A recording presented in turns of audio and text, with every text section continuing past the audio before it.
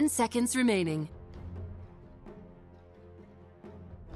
Weaver. Disruptor. Radiant team pick.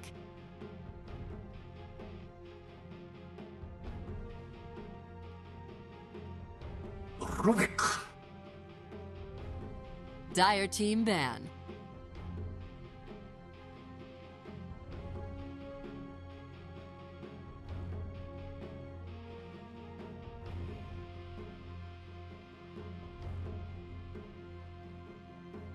Ten seconds remaining. 5 seconds remaining. Radiant team ban.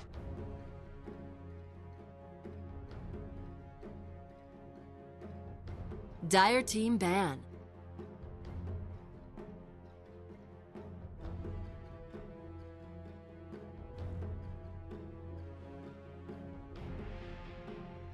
Ten seconds remaining. Radiant team ban.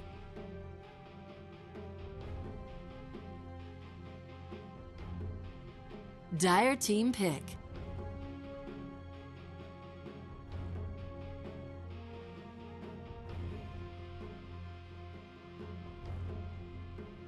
Ten seconds remaining. 5 seconds remaining.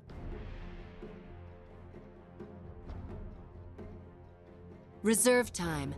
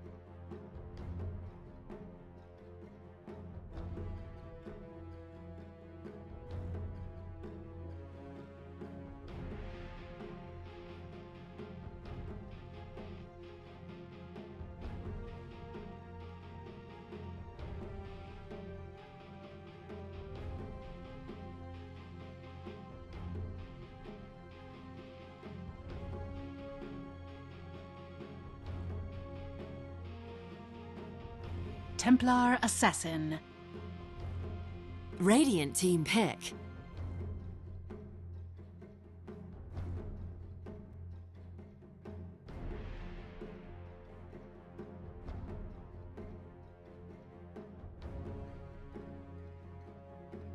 Ten seconds remaining. 5 seconds remaining. Reserve time.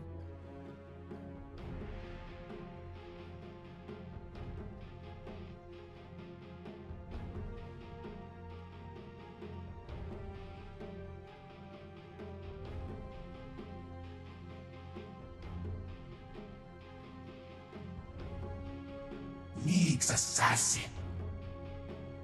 Dire team pick.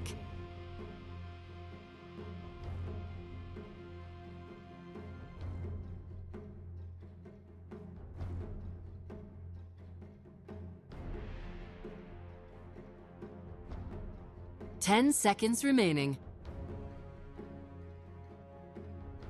5 seconds remaining. Ogre Magi! Radiant team pick.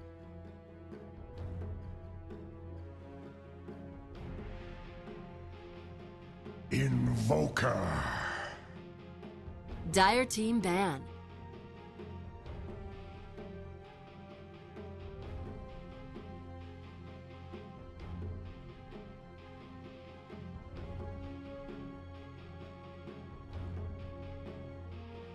10 seconds remaining. 5 seconds remaining. Oh. Radiant team ban.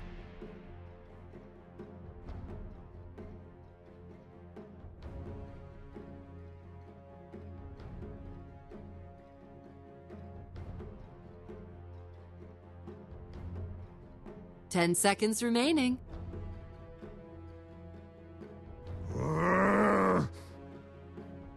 Radiant team pick. Faceless Void. Dire team pick.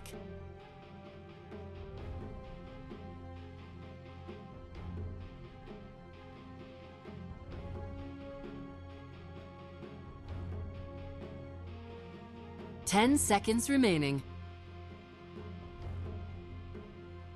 5 seconds remaining.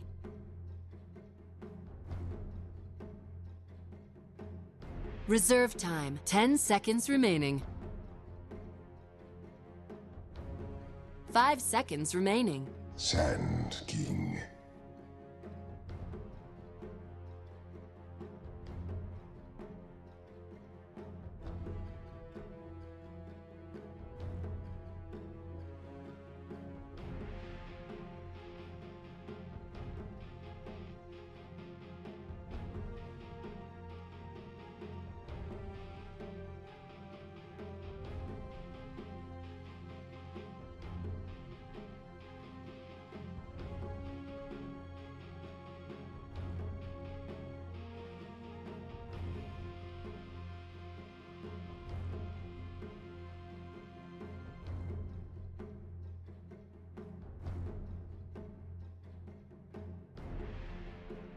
Ten seconds remaining. 5 seconds remaining.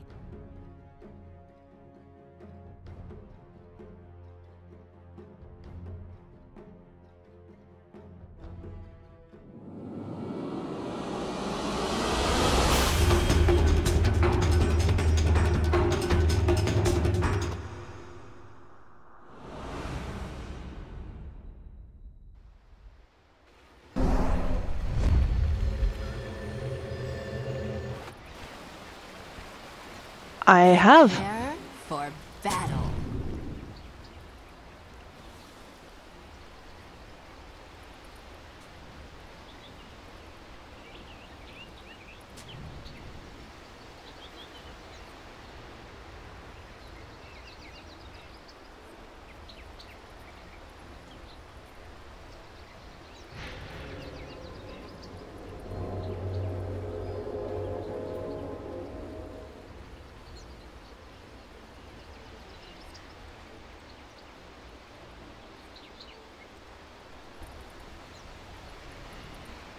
Sure. All the way on the top lane we have Arrow on the Disruptor, and he's going to be laning with Haze on the Weaver. Then helping 30 out the mid seconds to is battle. going to be, I think that's going to be Felt. Jaisu on the Ogre Magi. Mid is TA2000. Well, I am looking forward to see his TA. And last but not least on the Sand King is Juchi.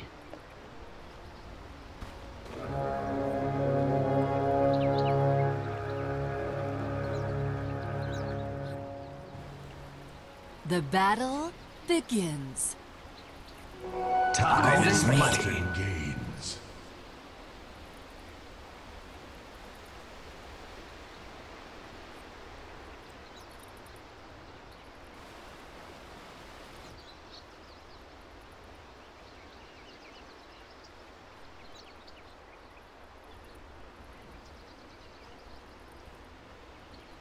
Yeah, and I think the Monkey King will just take this as space created, and he is moving to the bottom lane right now. I'm pretty surprised to see that he's pretty late on starting to bounce around with the tree vision. Could have been giving a bit more information already.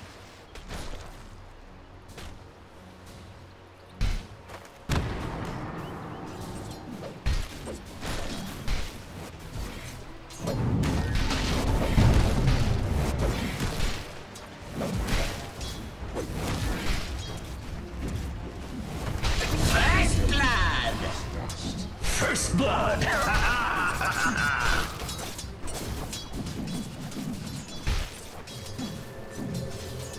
That was very close. That poor man's shield was doing so much work there.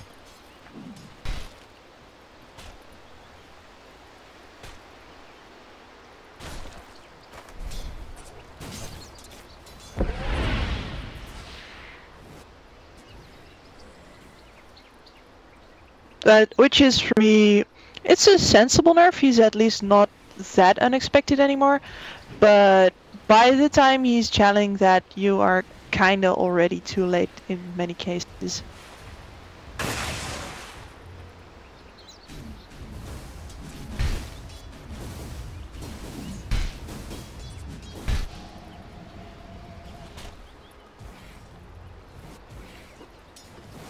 Not fast enough. Nothing will stand in my way. A gift from He actually hasn't leveled it yet.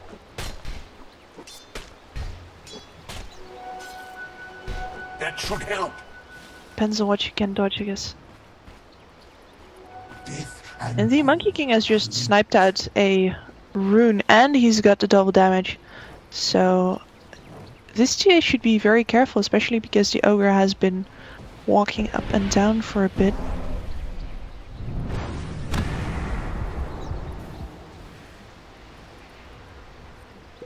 Grace to you.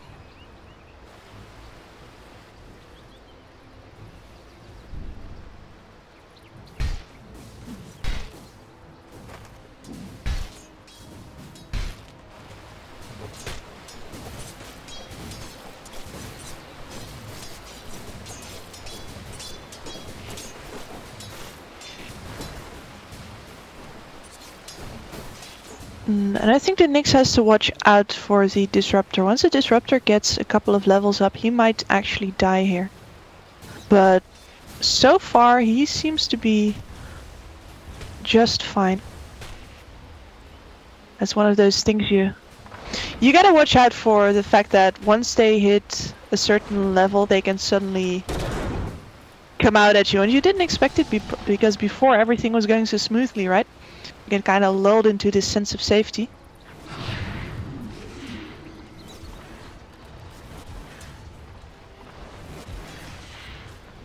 They are waiting for this invoker to go too far forward.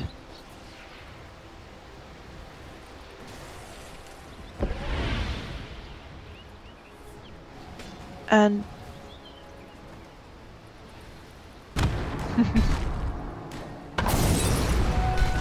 I'll take your tribute. Radiant's middle tower is under attack. This only happens when you're around. You amuse me, ogres. Pity. it Radiant's might middle actually be tower worth is it though, under because they attack. drew the Rubik all the way to top. And the Sand King can get Defense. a lot more out of this lane right now. The Rubik has to either make a gank happen or just waddle all the way back to bot. That's a lot of time wasted.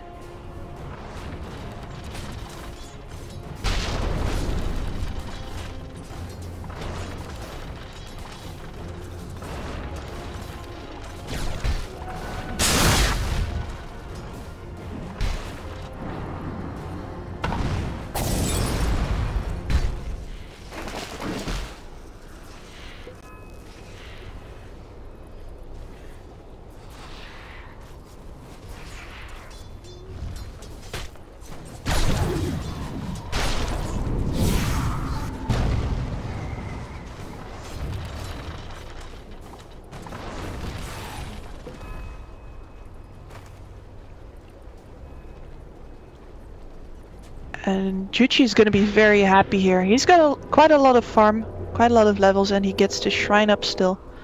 So yeah, they're moving the ogre back down to actually pressure this lane even more.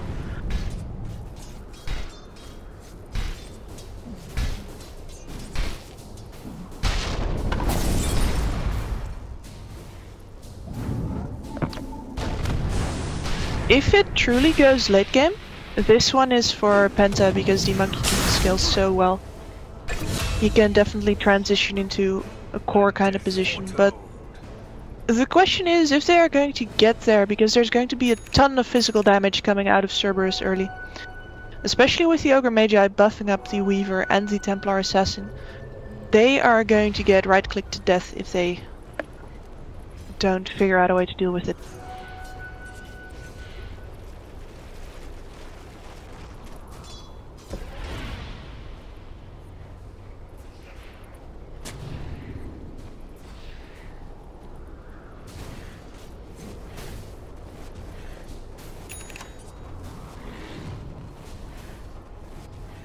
At the start of the game, I always like to look at the levels instead of at the net worth.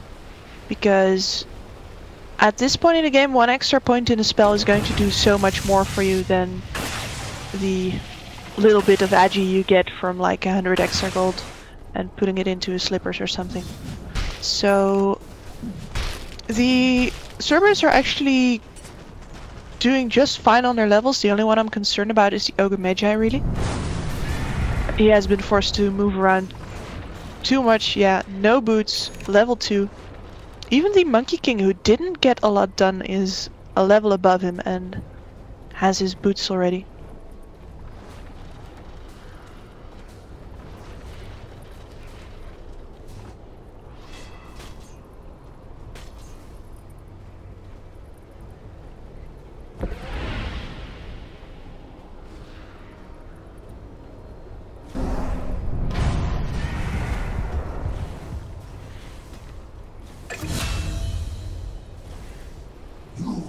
Dead as they come.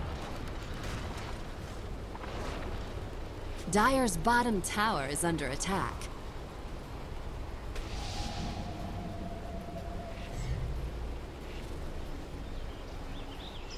That should help. A mysterious. Radiant structures are fortified. Death and gold are linked. A gift from the tempest of battle. Yeah, he saw him coming, but only just. And that's it's a 4-second stun if he falls out of that tree, right? So you do not want to get caught in that position.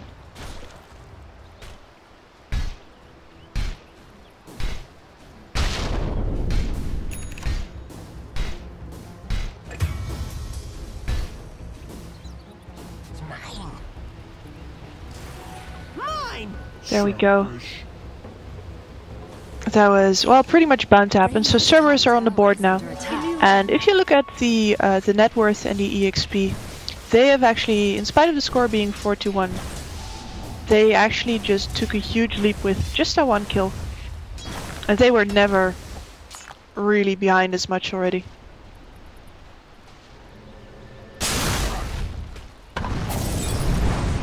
Beautiful. Radiant's middle tower is under attack.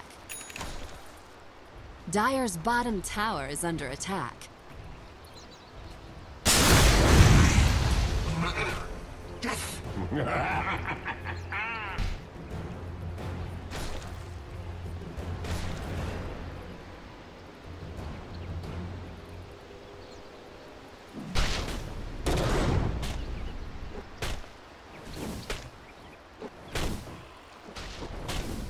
Yeah, and their Templar Assassin has just been left alone, really.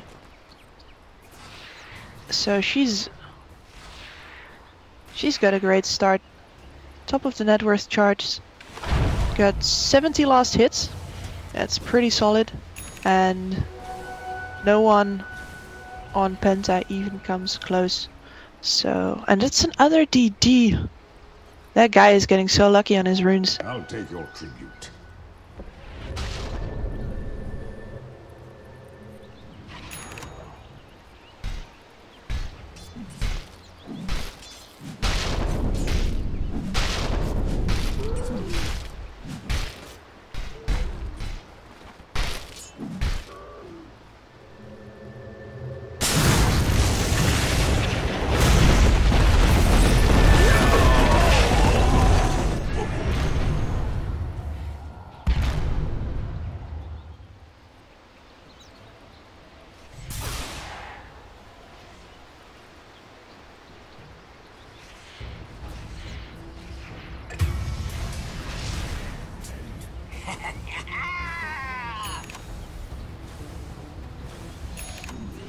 Radiant's top tower is under attack.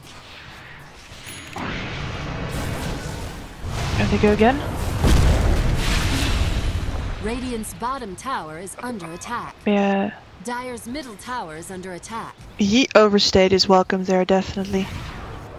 And they are trying to give the Monkey King some much needed farming levels by putting him on top here. But yeah, this Weaver does not care about anything that the Monkey King can do. You can just kill him, so this is not actually a very fun place for him to try and get that little bit more up.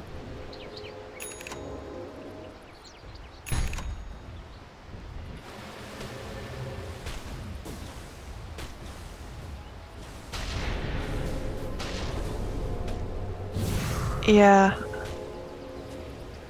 pretty much that. And Radiant's middle tower is under attack. Well-gotten gains. Radiant's bottom tower is they are splitting the map really beautifully here. That's 2 towers down, Dire's top tower and is under attack. Penta might not even get this top tower. This Cerberus can totally still choose to defend this, but I think instead they are just clearing out the Radiant jungle. They're like too Dire's top enough. tower is under attack.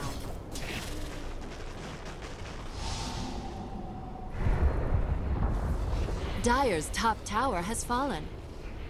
They can kill it very, very fast. Radiant's middle tower is This under TA attack. is also nearly at a Desolator.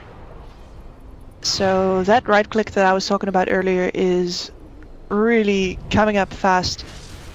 And Penta are not in a good position to put pressure. They don't have a lot of aggressive vision up. Whereas Cerberus have wards all over Penta's jungle. Dire's top tower is under attack. Radiant's bottom tower is under attack.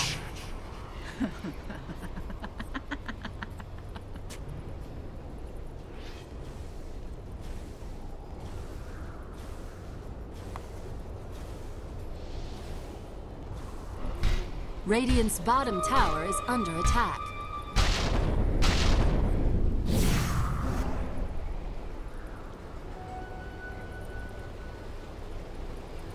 I think it's more useful for them to see the Chronosphere wasted than to kill him, because his respawn timer is going to be pretty short still.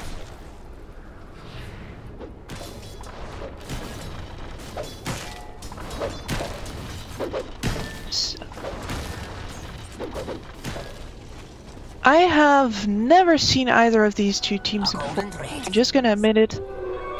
Never seen any. I have seen Blazemon before.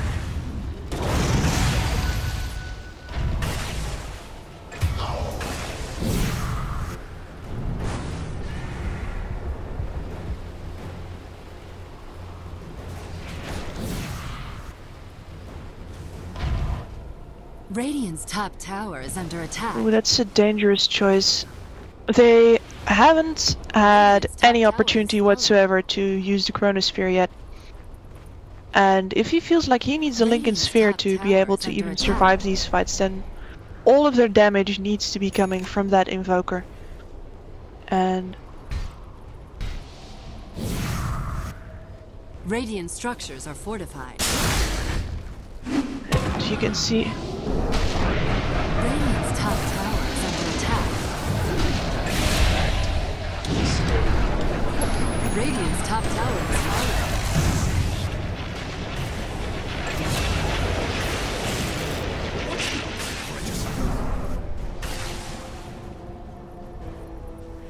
Dire's middle tower is under attack.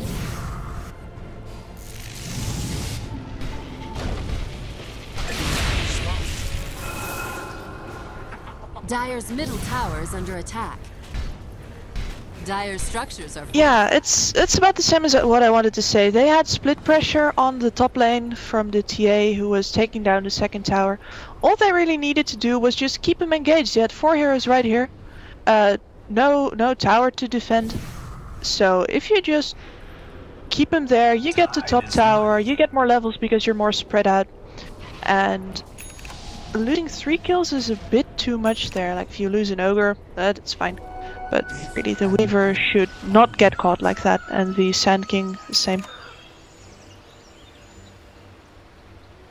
I'll take your tribute.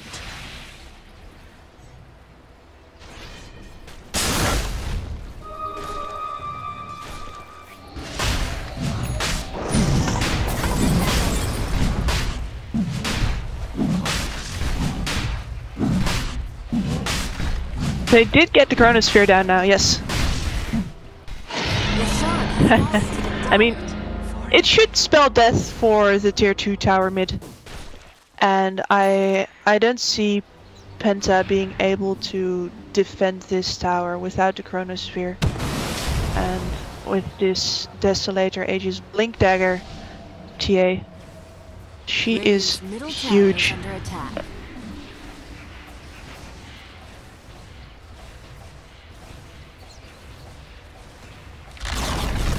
Radiant's middle tower has fallen.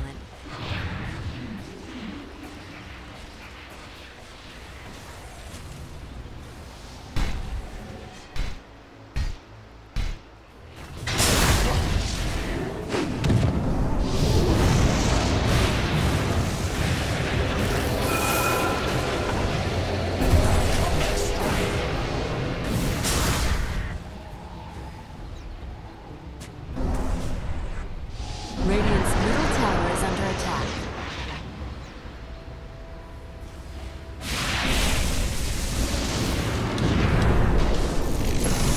Oh! Dire's bottom tower is under attack. This outrage! No.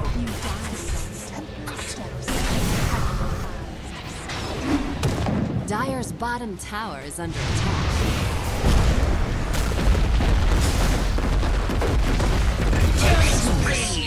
In my dreams. Radiant's middle tower has fallen. Dire's bottom tower is under attack. Mega kill! Ultra kill! Draws in a mix. Dire's top tower is under attack.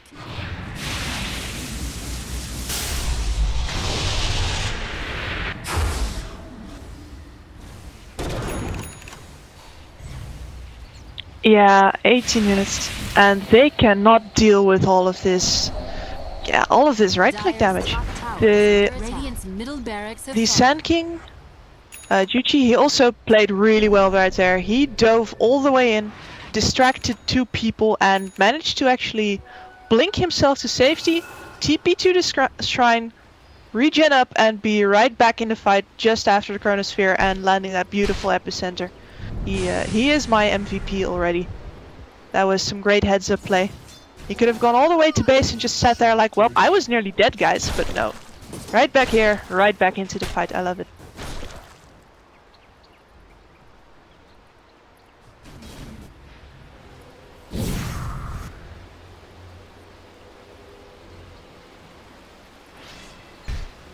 A golden thread.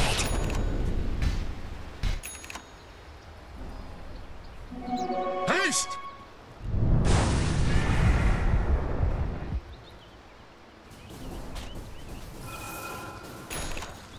It is a problem in a lot of ways. It is also very easy for Cerberus to push in a side lane now because they know the mid lane will follow, and you usually want to have 2 lanes up against Radiant's bottom tower the is base under here attack. before you go in, so that they always have something to do with on the side as well. And now it's going to happen automatically. So Penta need to make something happen, but they just do not have the items. The Invoker barely scraped his way Radiant's towards the bottom Aghanim tower Scepter, is under attack. and Skyder is still working on that Linken's. Radiant's bottom tower has fallen. Dire's middle tower is under attack.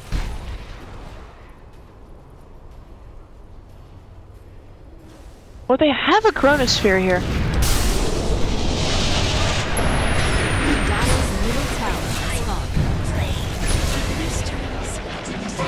I saw your death the moment you were born. Killing spree!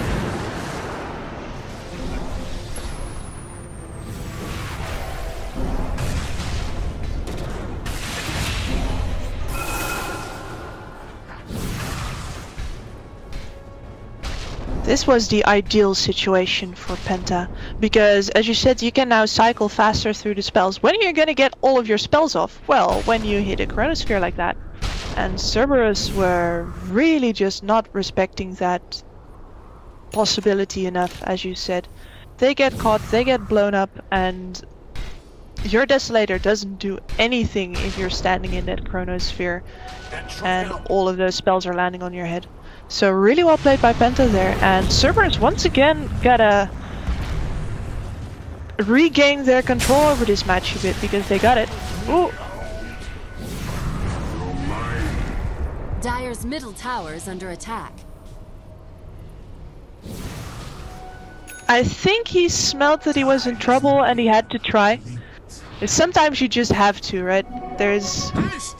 Whoops! I gotta go now. And... nothing else to do then.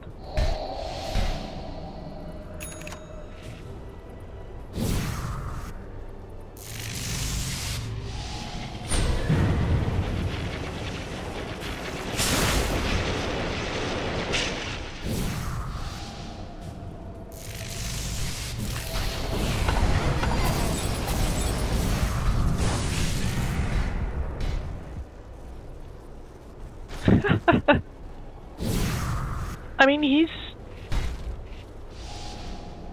is making some space, but I mean the TA was over to the side just pushing the lane out. Are they actually leaving him?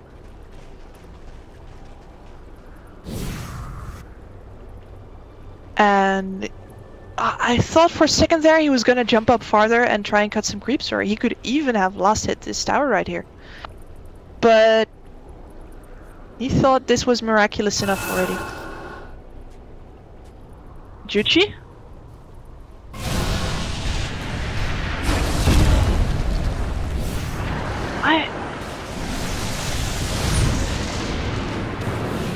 No, I'm feeling pretty concerned that they take the fight, especially because the Sand King was still just sitting around here thinking... You know, oh!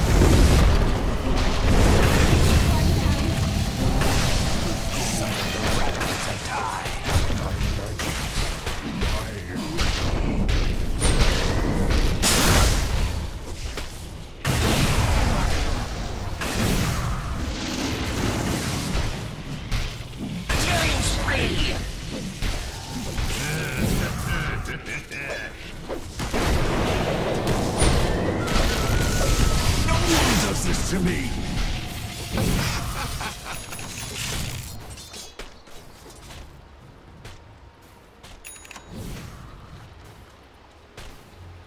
I mean, I wouldn't want to blame anyone there because when the team goes all the way up here without communicating with the Sand King what he's up to, it's gonna be hard no matter who gets caught.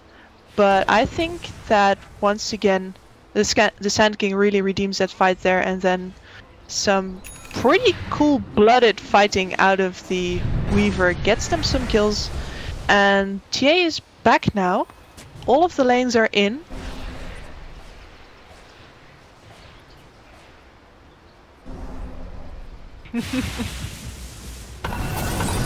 I think one of the mistakes they are making right now is that there is a reason that you want only 2 lanes to be in.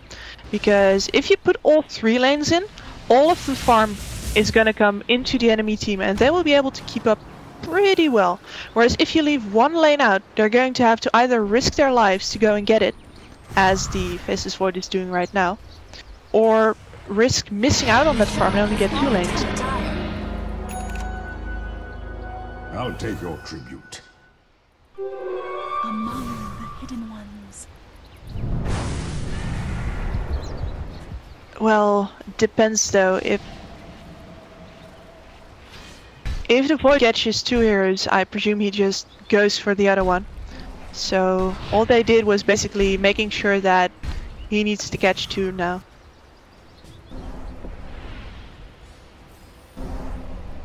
He does. He could buy one right now, but he looks towards the Diffusal Blade instead.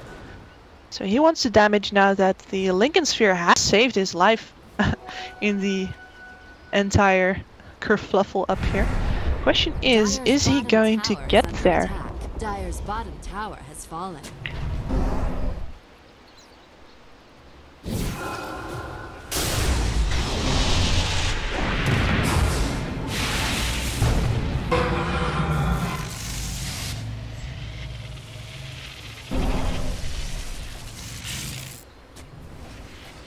Jay is still melting these creeps.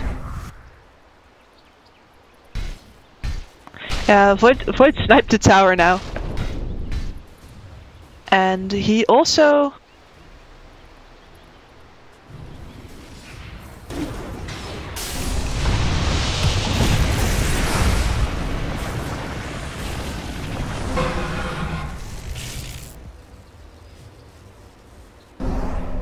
If Penta can keep this up and they can keep putting the TA this low.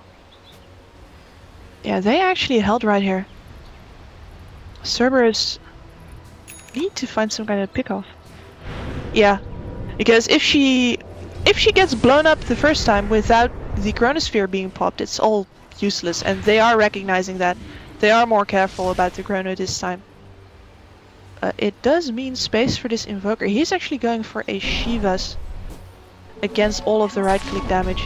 And Skyder has finished his diffusal blade, so the superior late game is coming up eventually. And even though the first racks fell at 18 minutes, Cerberus are running out of steam, it feels like.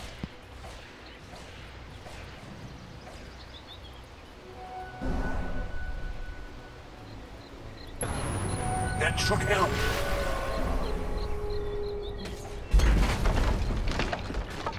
That's the third DD rune for TA 2000 here. I bet he's enjoying life right about now.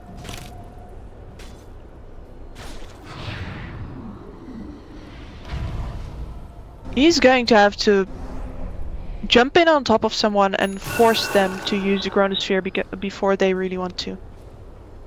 So make Penta panic, make them spend something big.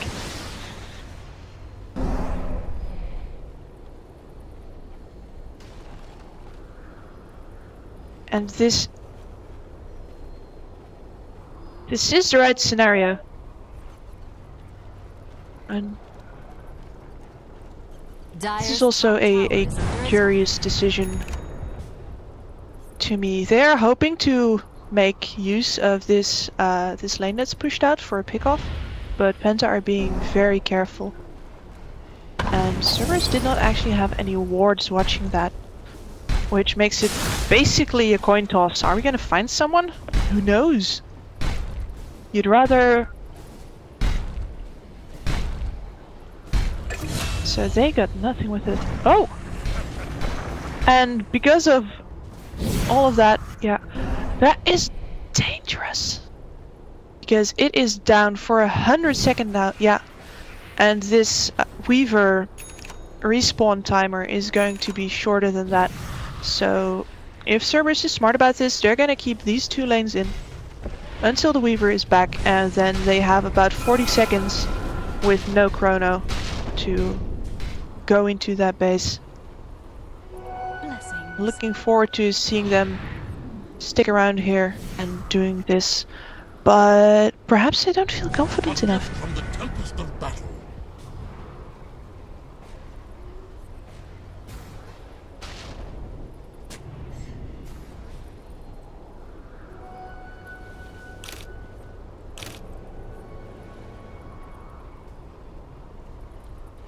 This is not enough pressure. And by now, Penta have reclaimed parts of their jungle. There are no aggressive wards up anymore for Cerberus. And they're all the way back here with still cooldown of 30 seconds on the chronosphere. They gotta catch Nyx here. Catch Mikey? Don't.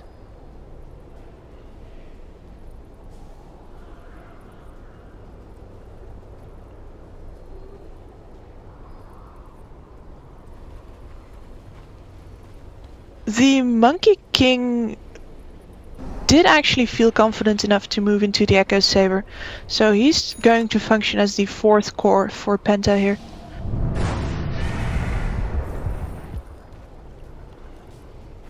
Yes. The thing that can make the difference is the Aghanim Scepter that just got finished on the Disruptor. Sand King already has his.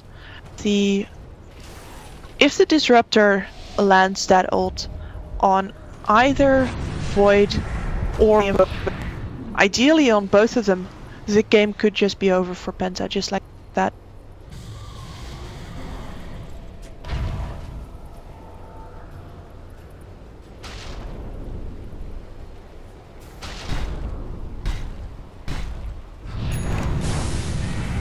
Penta has buyback on both Skyter and Blazemon.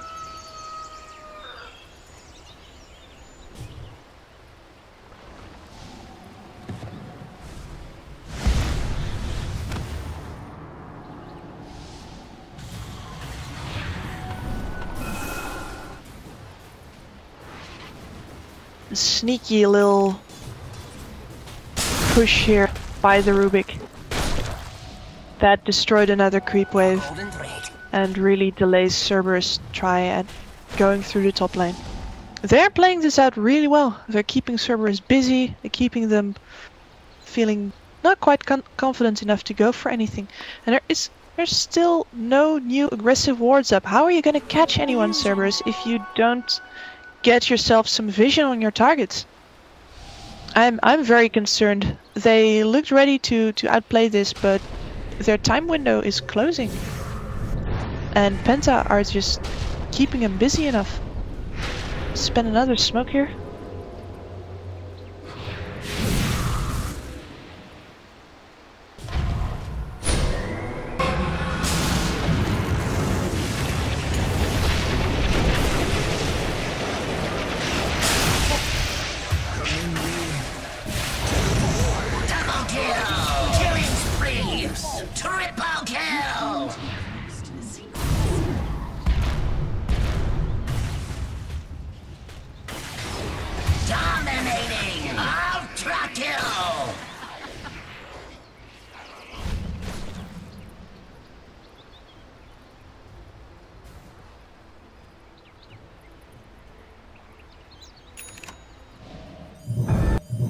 He is lucky to get out there. Alright. It won't work again, though.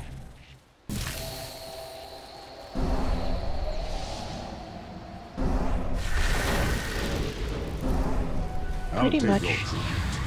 But they have a good shot here, especially because with these 2 buybacks you can bait Cerberus into thinking that the Void doesn't have his. Which is very smart thinking, so if they go in, if Cerberus overextend,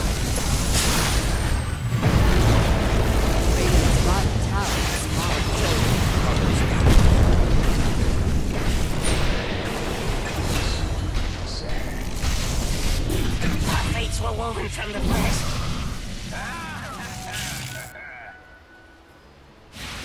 and avoid buyback.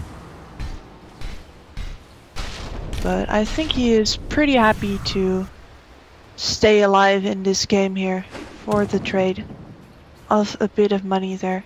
And once again, Cerberus are on the retreat. This Void keeps coming out at them in moments they don't expect. And it might just cost them the game. Roshan just spawned, and Penta are going right on in.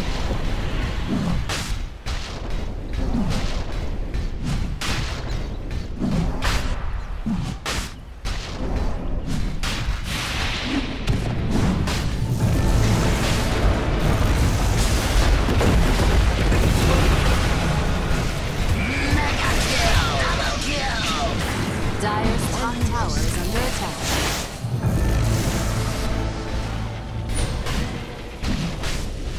Own it!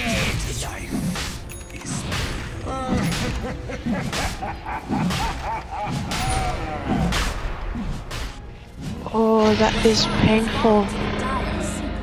And it's literally, they can stick inside a Roche pit and sneak it because the Ogre Magi was placing down this ward over here. If the Rubik doesn't show, might just give them enough time, Radiant's but middle barracks are under instead they go out at the ogre and they get punished really heavily. Barracks have fallen. It's up to poor Invoker to keep them off of the buildings. Tower is under attack. Dire's top tower is under attack. Radiant's bottom barracks are under attack. Radiant's bottom barracks have fallen. Dire's top tower is under attack.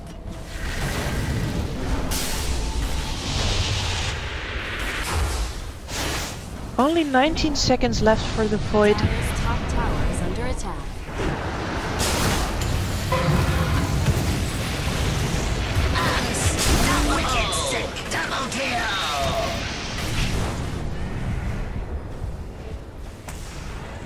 That should be the GG. One more Monkey King out. Top tower is under attack. Radiant's top tower has fallen. Oh, that time lapse. Are Cerberus going to go in here again? I think they want to. They believe time lapse is off cooldown again.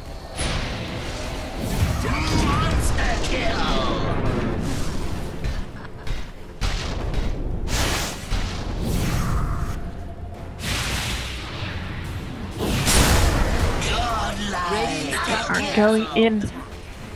Radiant structures are fortified. This Void's gotta work wonders if he wants to Radiant make anything happen here.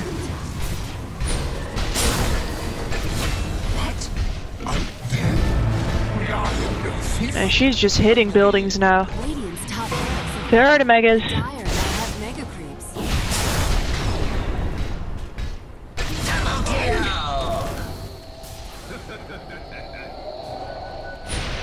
I really like that Penta did not want to give that one away. They kept fighting, they kept making it difficult, but it is not enough. That Roche fight cost them so much. But it is the kind of risk you need to take if you want to actually win the game. And it just didn't work out for them. It's a shame, because you could say that Cerberus gave them plenty of opportunities to get back into this. And then the one time they're the ones taking the risk, it also does not work out.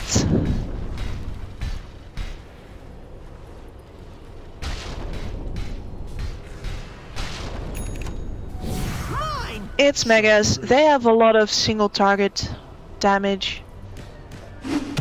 I don't see them. Yeah, there's a Maelstrom on this Monkey King, but I don't think he'll get to use it very much.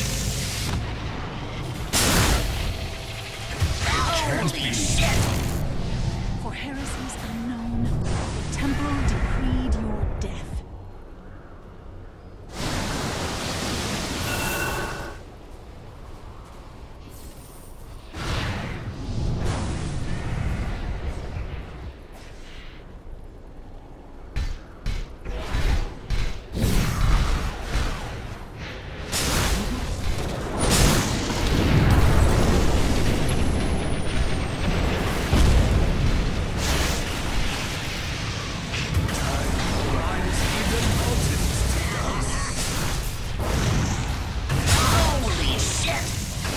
Radiant's middle tower is under attack.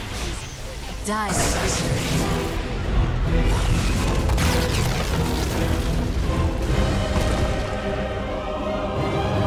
Yeah, in the end DTA pulls through, but I gotta say I'd like him to have a bit more of a stable performance next game, because he risked this. It could have been a way cleaner win.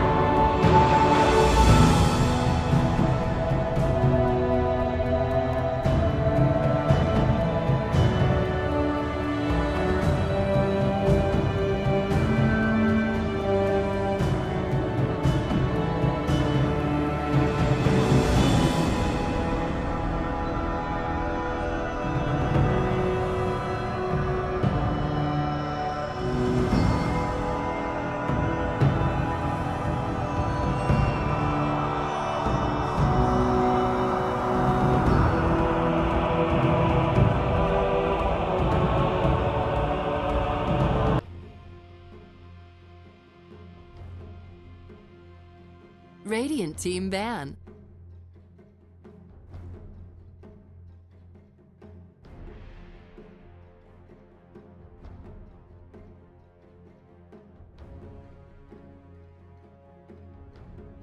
Ten seconds remaining.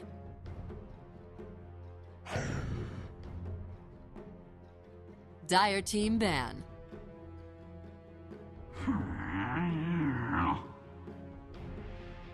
Radiant team ban.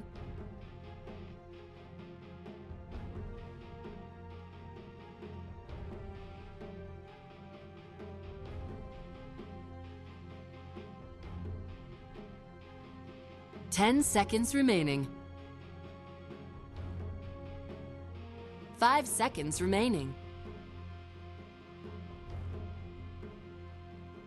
Reserve time.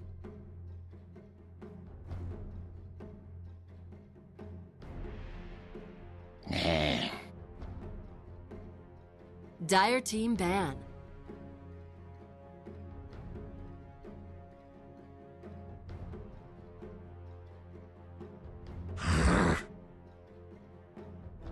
Radiant team pick.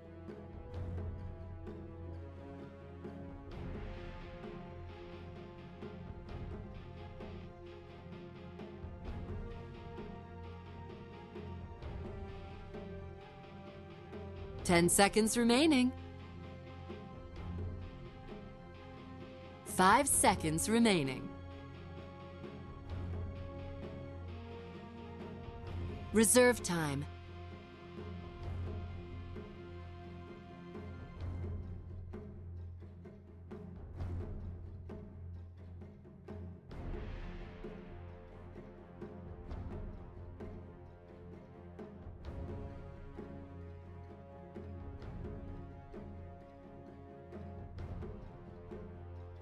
Monkey Reserve King. time. Dire team pick.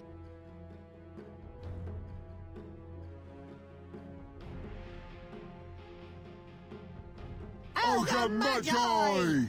Shadow Fiend. Radiant team pick.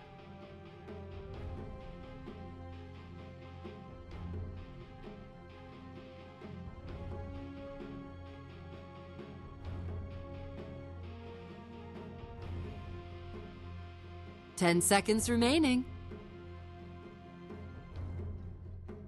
5 seconds remaining.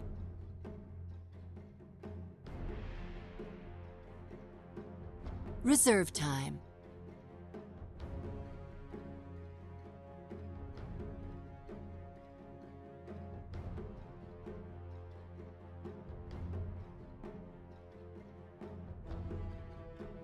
Lena.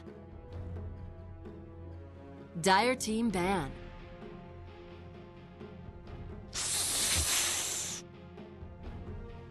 Radiant team ban.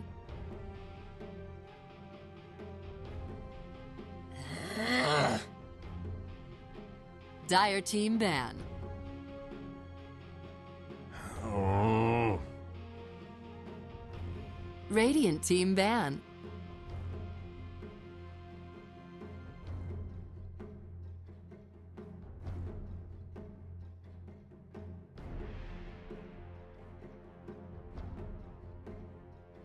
Ten seconds remaining.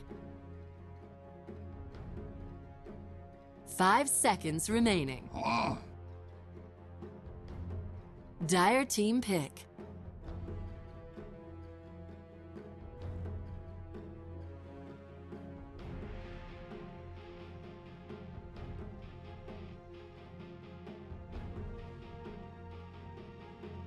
Ten seconds remaining. 5 seconds remaining. Reserve time. Disruptor. Radiant team pick. Sand King. Dire team pick.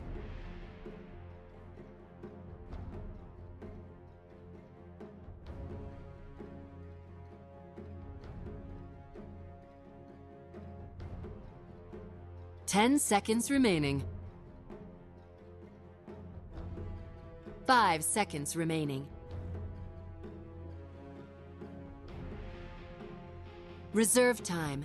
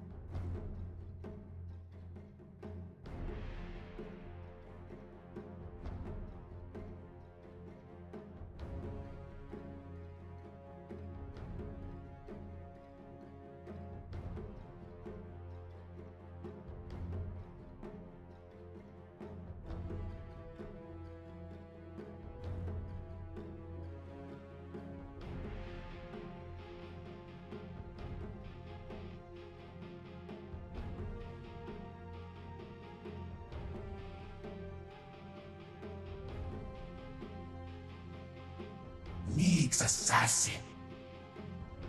Radiant team pick.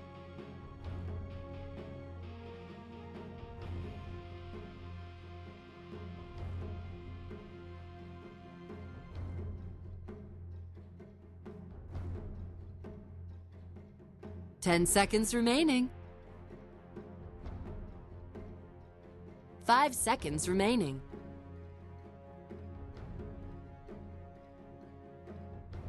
Reserve time.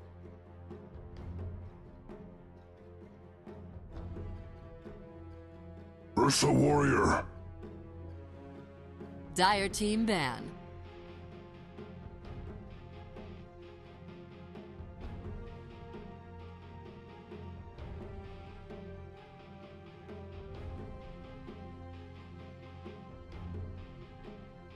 Ten seconds remaining. 5 seconds remaining.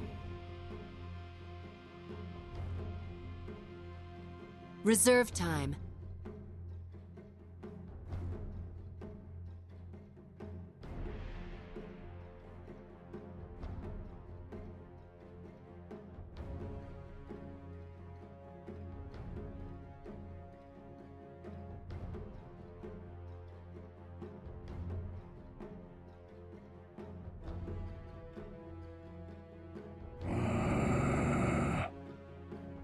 Radiant team ban.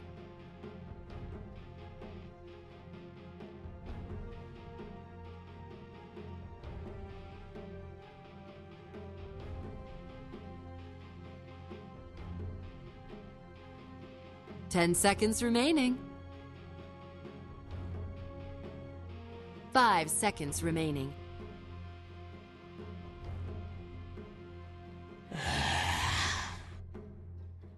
Radiant team pick.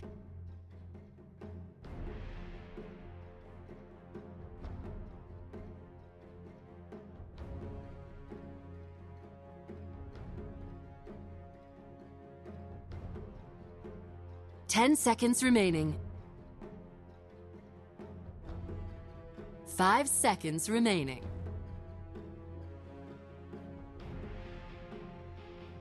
Reserve time. Crystal Maiden. Dire team pick.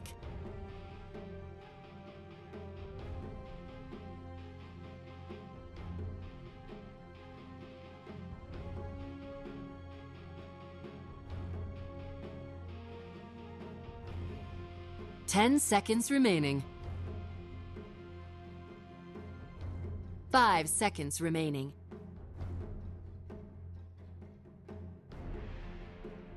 Reserve time.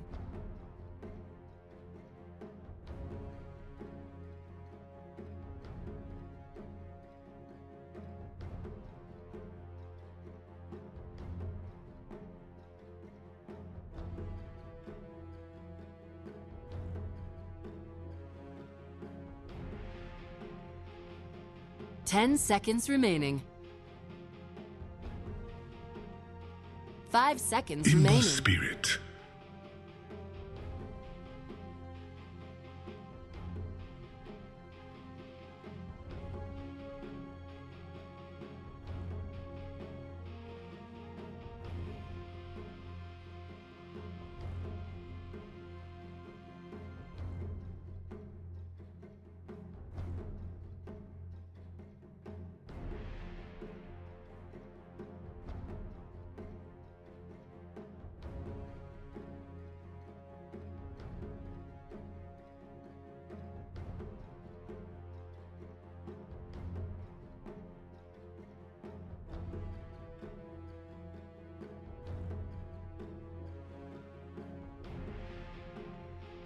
10 seconds remaining. 5 seconds remaining.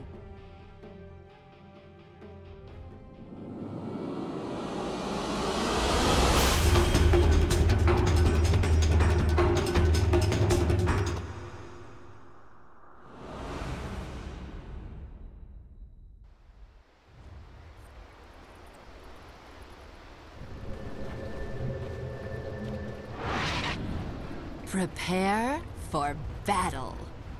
On Radiant, once again, we have the Monkey King, DNZ, Blazemon on that Lina. Oh, full set of hats. Ursa, played by Skitter. We got Mikey, played by playing Sand King, and Jabs playing Crystal Maiden. And we have Felt on the dire side once again on that Ogre Magi. TA 2000 is not playing TA this time, he is on the Ember Spirit. We got Arrow on the Disruptor. Then towards the bottom, going to be picking up the Bounty Rune is Haze on the Shadow Fiend. And last but not least is Juchi on the Nyx Assassin. So it is a safe lane Ember. No wait, is it? TA 2000? It might be mid-Ember. It's a swap around, I think. Does look like a swap around. They have Haze. He would have to tangos. Very fast, yeah. So they are exchanging the players as well as the lanes. It's not too terrible. The Monkey King got his ward dewarded, though. That's kind of a sad one. The battle Yeah, that was a begins. excellent sentry placement there from the Disruptor. This is the kind of ward that can also catch out this little blocking attempt here or this one. So it's I really like it. It's almost pixel perfect right on here. Those are the kinds of details that I get really happy about. I coach people on this kind of stuff. Yeah, the TNZ is camping this. Look at this camping right now. He's waiting for maybe Shadow Fiend to poke his face into that middle of the river there, and then immediately go into that pounce. Maybe chain into a LSA, but that'll require level 2. So King going to make his way up top. They're going to start this with a very early gank.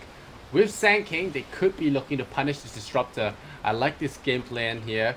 They got the Crystal Maiden freeze as well as the Monkey King. They will not see this one coming. Yeah, they have to be very careful here. Could be the Ember Spirit as well. Yeah, could be Ember Spirit. They have a lot of stuff between that. There's the Primal Spring. They do so much damage, and with the Thunderstrike level 1, the Frostbite is there, locks it down. Easy first blood. Mikey scores. Penta shouldn't be able to get that kill there. Arrow running into the trees, and it will survive, but Very well done. Done already. Yes. And they pay the price here for putting Juchi in the jungle starting at level 1.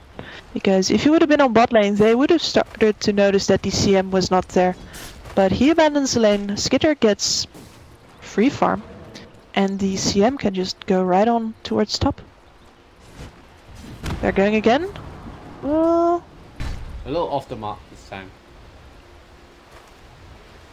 and this is a full defensive tri lane now, which is very risky because it leaves the SF at the mercy of possible roams by both the CM and the Monkey King, and they might be moving already. Well, the Lina's really winning her lane, so almost. The CS is favoring SF by a little bit, but she has managed to chip him down pretty low. The double damage is picked up for the bottle. Lina also standing her stuff up. She has way more regen left, and she outranges him pretty handily. So he is not out of the woods by a long shot. The main issue is her tech wind-up. It's just really annoying. They're trying to go for denying on the creeps. Well, top lane again, Felt. Now Yoga getting punched up. Mikey take down the Sand King. Now it's a matter of whether they can kill this Ember Spirit. Yes, they can. Jingle Mastery activated. That's a double kill. He's so happy, spraying around. There's gonna be another Primal Spring, a disaster all around here for Cerberus. As Arrow gets cornered in, Mikey has another Barrow Strike, but the Jingle Mastery, I don't think it's necessary. And they'll give it over to the Sand King, another big kill. That's 2 kills on both the Monkey King and the Sand King. They are loving their life right now, and they're not going done. in again. Is there a slow? Yeah, it's a little dangerous. This is not how you want your lane to start off if you're Cerberus. You already sacrificed your bot lane. You have no more help mid. And then your defensive tri lane is not even enough to actually defend your carry Ember Spirit. They're going to have some trouble scaling into the mid game if this keeps on happening. Ember Spirit cannot come back all that easily. It's not the Battle Fury one as well. Oh, does this get spotted? I don't think so. I can see some particles in the vision, but I'm surprised observers can't change. What do you mean? No. Looks like I don't. Yeah, he can't see it. It's actually hidden from him. Very possible. they saw him now. So they're going to have to abandon that pool. My fire. The arcane rune for Lina, that's huge for her to get actually. And DNZ is just chasing down this Spore Disruptor. Shouldn't be able to catch him. Well, he might leap up to the trees, and if he goes over here right now, he's not doing it. He'd rather get some of those Jingu Mastery hits in on the SF.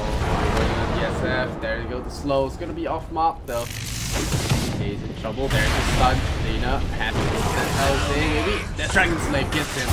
They will lose the monkey, they'll probably lose the Lina as well. And another right click, the Dragon Slave is there. Gets 2 kills before he drops, and nice little trade off there. Cerberus, they are bringing down heroes. Losing more than what they're defending against. Definitely not as worth as the end of that exchange is mostly equal, but the SF has got to build up those souls again for a bit. So, oh, and he is just getting smacked around again immediately.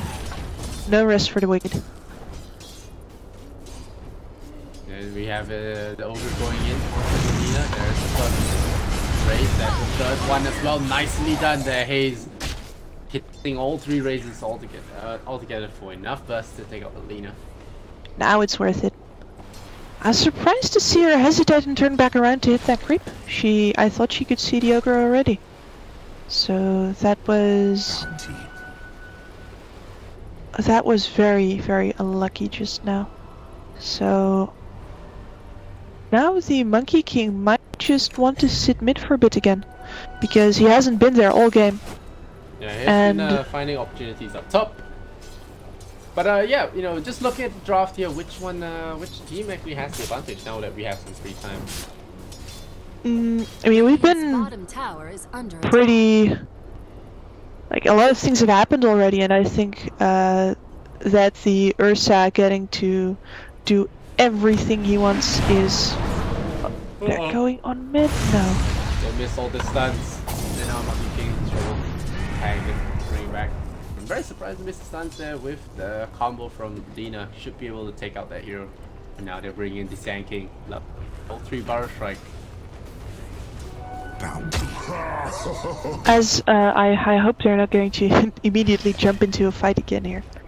The fact that Cerberus is about 2k gold behind, even though they completely abandoned bot lane to minimize their losses, that's bad news. Stun, slow, body blocks, there's the Laguna blade as well. They're going to try and kill them off. The stun is there. And the raises, DNZ, and careful the door right here with a saddle for an assassin instead. They get him, Blazebond pokes him in the eye with the fireball. TA. He's just limping away. TA 2000 has some catching up to do. Blazemon really needs to be on the mark with these LSAs. Missed a lot now. See with those with setup. Yeah, you really can't afford that. Maybe he is tilted a little bit because of the fact that this laning stage that seemed to go so well has suddenly turned against him. The Ogre Magi is just going around again. A gift from the tempest of battle. Looking for a kill there on the leader. That was very close. Sand is back in the lane. It's gonna be bullying the Ember Spirit out of the lane. He can't actually take spawn well. And then he's eye surprise. Oh, jabs. Good look for it. There's just action happening all over right now. The invisible Monkey King. He just nearly managed to snipe out the rune in front of Hayes just now. Mikey is Here comes Nick's assassin. Chuchi is level 6. He's coming in for the Sand King.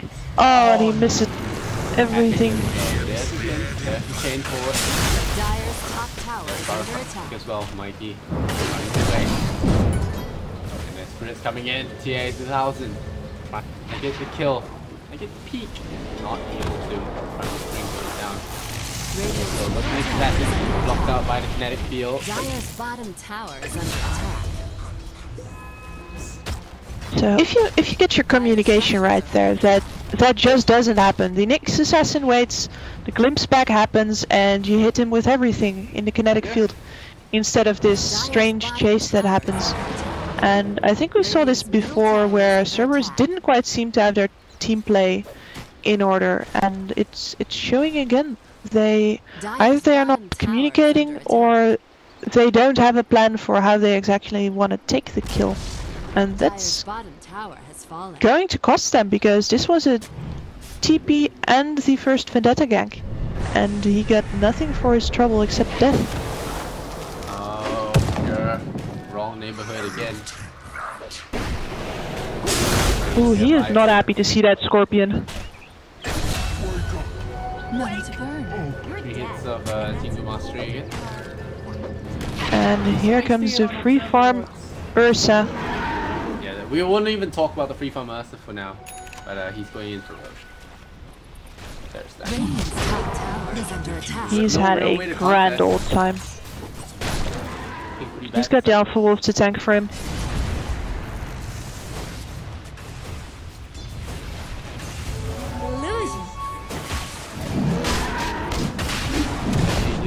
Look like they want to contest this. Monkey King stun is up. Penta are delaying it long enough. Low. There's the power strike though. Mikey getting caught out there. The spring. Popping up the ultimate. Throws it out. Doesn't do too much. The LSA will jump. Curse the dagger. Leaning on for now. Ogre. Okay. Yeah, that's a trick. Well as the disruptor, but he's getting stunned there. He throws off the stun. He doesn't have a backline spirit, so he dies and then dies again. Already looking. That was disastrous.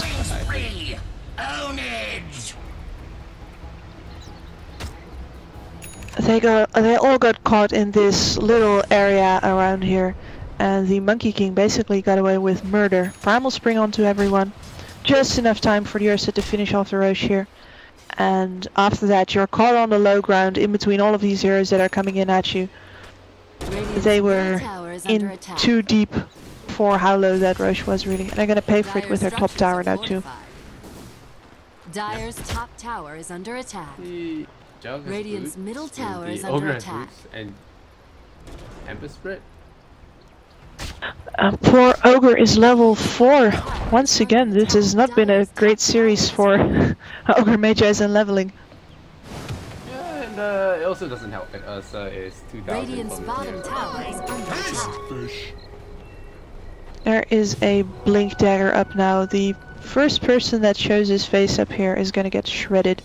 And it might just be TA 2000. Stick TA this way.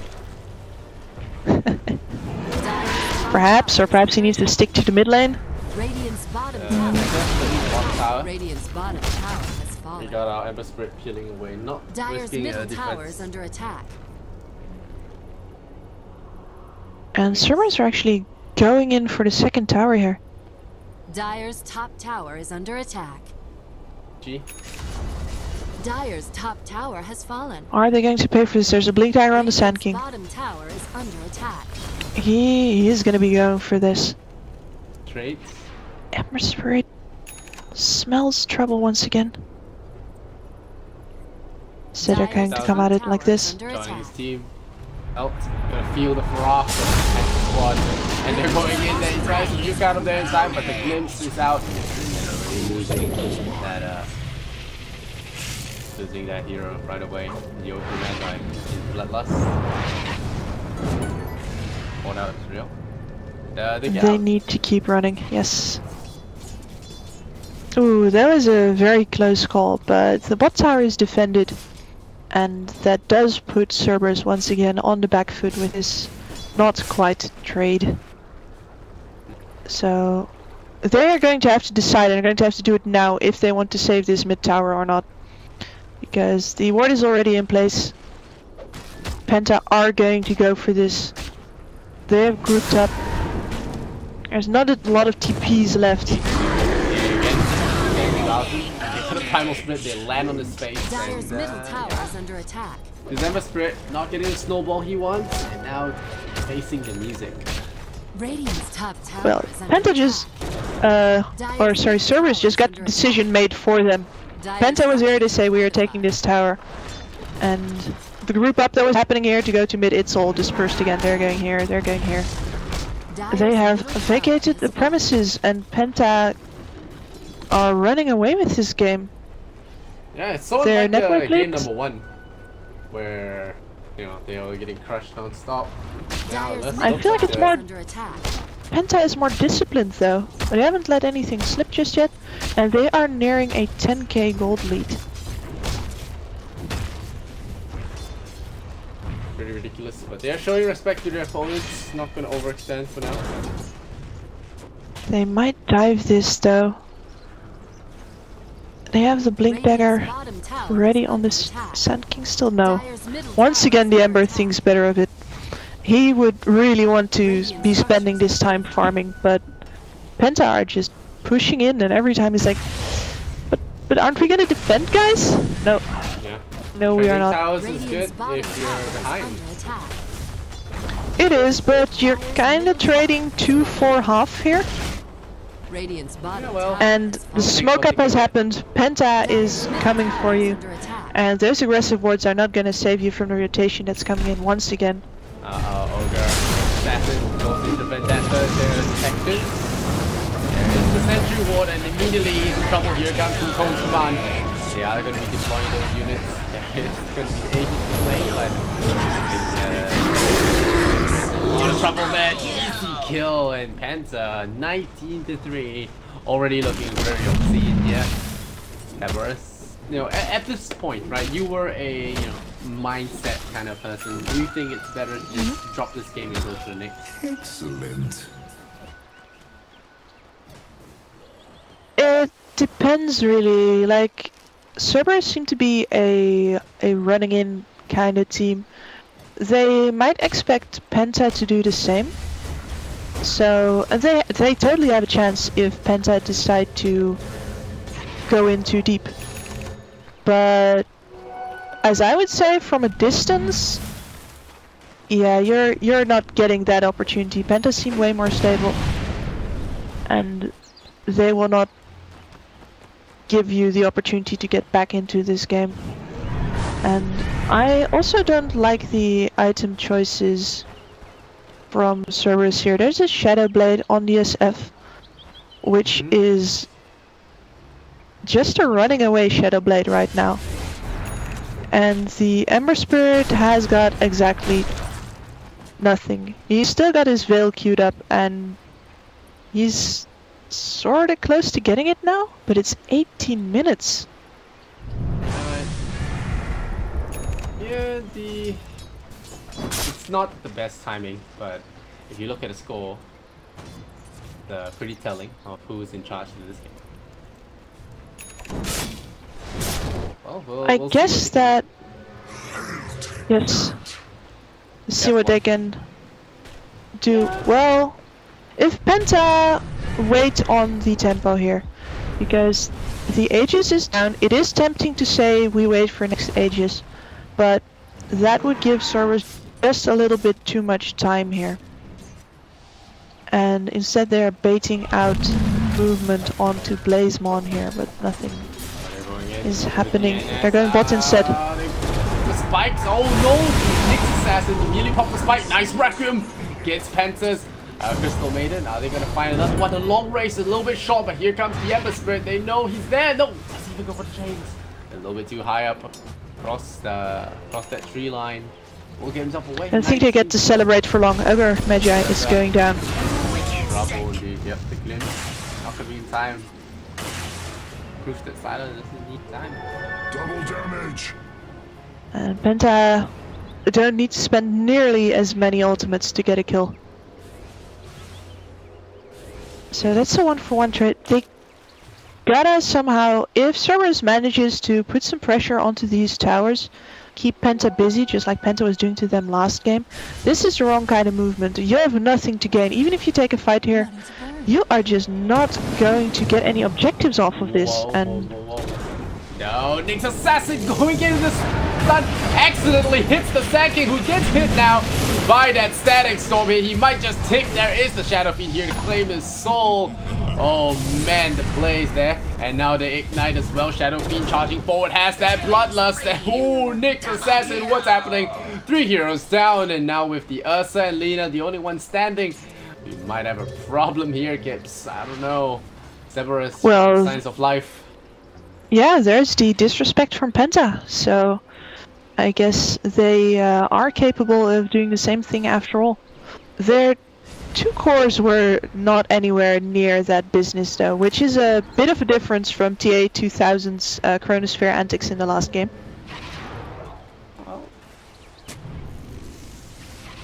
But Blazemon, you can't think to just get away with that. Oh, gets him. Well, he didn't think to just get away with that. Yeah, and they're looking for the disruptor. They're gonna glimpse back the Ursa. Ursa gets bounced back. The LSA is gonna miss arrow. Yes, there it is. Find it. Easy kill to get Blazemon. Slave scores dominating. It works out. I was very scared for Blazemon there. I was like, why are you sticking around? Help is gonna come in. But he was very happy to see the help come in. Because that was extra they're food. Looking for the Monkey King again. They know that he's there. Oh, they pop the dust. Nice dust there. The LSA chains perfectly. Blazemon going in there. Primal's being activated. Despite a little bit late there. And now this Luna is going to look for that Laguna Blade. Just touches the Dragon Slave. Oh wow, Post command activated as well, and Haze will TP out with that Shadow Blade. Wow. That's a bit unlucky. Yeah, a lot of spells committed for basically nothing. But at the very least they're grouped up now and they're gonna go for this last remaining outer tower. And after that it is time to look towards Roshan again. So if you are Cerberus right now, do it. Do it. Run at it, give up the bottom tower. You need to go now, or you are not going to be able to deny that Roche from the Ursa. But so they're not. They are. Really have the best until they're fat. And the pings are coming out. Ursa's coming in. So I guess they did what they could in clearing out their jungle just now, getting all the farm before they will have to go back and defend their base against the incoming Aegis push. Rushed up though. It is melting fast. Let's go. Roshan has fallen to the room. Immortality. A gift from the temple. Oh, and that's a haste rune. Oh man, they're gonna need to do a lot to screw this one up. So, let's see. I mean, this is CIS Dota. Anything can and probably will happen. But this is a pretty fat Monkey King with an Echo Saber. This is a huge bear that's going to be running at you. I am not sure how you're going to be able to hold this. They could go... Did they see Blazemon on bot just now? I'm if they go in and if they have the Insect there, they're fighting 4v5. Oh! Gotta give him props. Taking initiative. I am very surprised at Penta playing so aggressively when they have just shown that the Lina is not even there and yeah, they're backing off. Yeah. That is a very dangerous game they were playing just now. And that's no rush. I mean, he did build Dasso first, so he doesn't have the control in the form of the Basher. We'll get the heart now. I mean, not heart, BKB. We'll be able to run into the enemy. And now the smoke gets pushed out. That's smart. I think they're going to be waiting for that BKB and then do just one big push up. Question is, is it gonna get delayed right now? Being on the hunt, see if He knows his smoke got popped. He might drop the rock for this one. Definitely going on the skitter. No, he dodges the right click there from his buddy. Another stun. He needs to move into the Wukong's command. Yeah, he's out and so much trouble. Wukong and his soldiers is destroying him. There's the mana burn. Somehow the skitter is got like 20-23. Already looking good. Very well done from Cerberus there. They know they're on the clock. And they take the finger that Penta gives them and Fuel for my fire. take the entire hand as well. So that little bit of delay to get the items up was very costly just now. And there's a lot of gold sitting around here for Cerberus to grab. Structures are fortified. Old tussle happening. Radiant's Our middle middle tower falls, has and fallen. they're still not losing a lot of their real estate or the important buildings after Rush. But Penta were making their way towards a 15,000 gold lead and they are dipping back below 10,000. Where they had been from basically minute 10. So once again we see the attacking party giving just a little bit too much space. Oh, Let's jump forward again. Ogre dropping low. They left him alone somehow, but Blazeborn doesn't see that. Throws the fireball his way. There's the Nyx Assassin with the big stunts. It's 1 down, 2 down. Monkey King taking a 4 and Skitter. He doesn't have the Aegis. It's actually the Lina. Now that does the Spike Carapace though. Stuns up this Crystal Maiden. He might be epicenter. Airballing for sure. The LSA is about to buy that entry ward, and now immediately Ursa in a lot of trouble there. He's sticking down low. Do they have the damage though? LSA lands onto this Mana is there as well. They get him. He's dead. 48 seconds on the sidelines. They need to make something happen. Looking really terrible. And they pull back the Ursa. That's a nice one to get.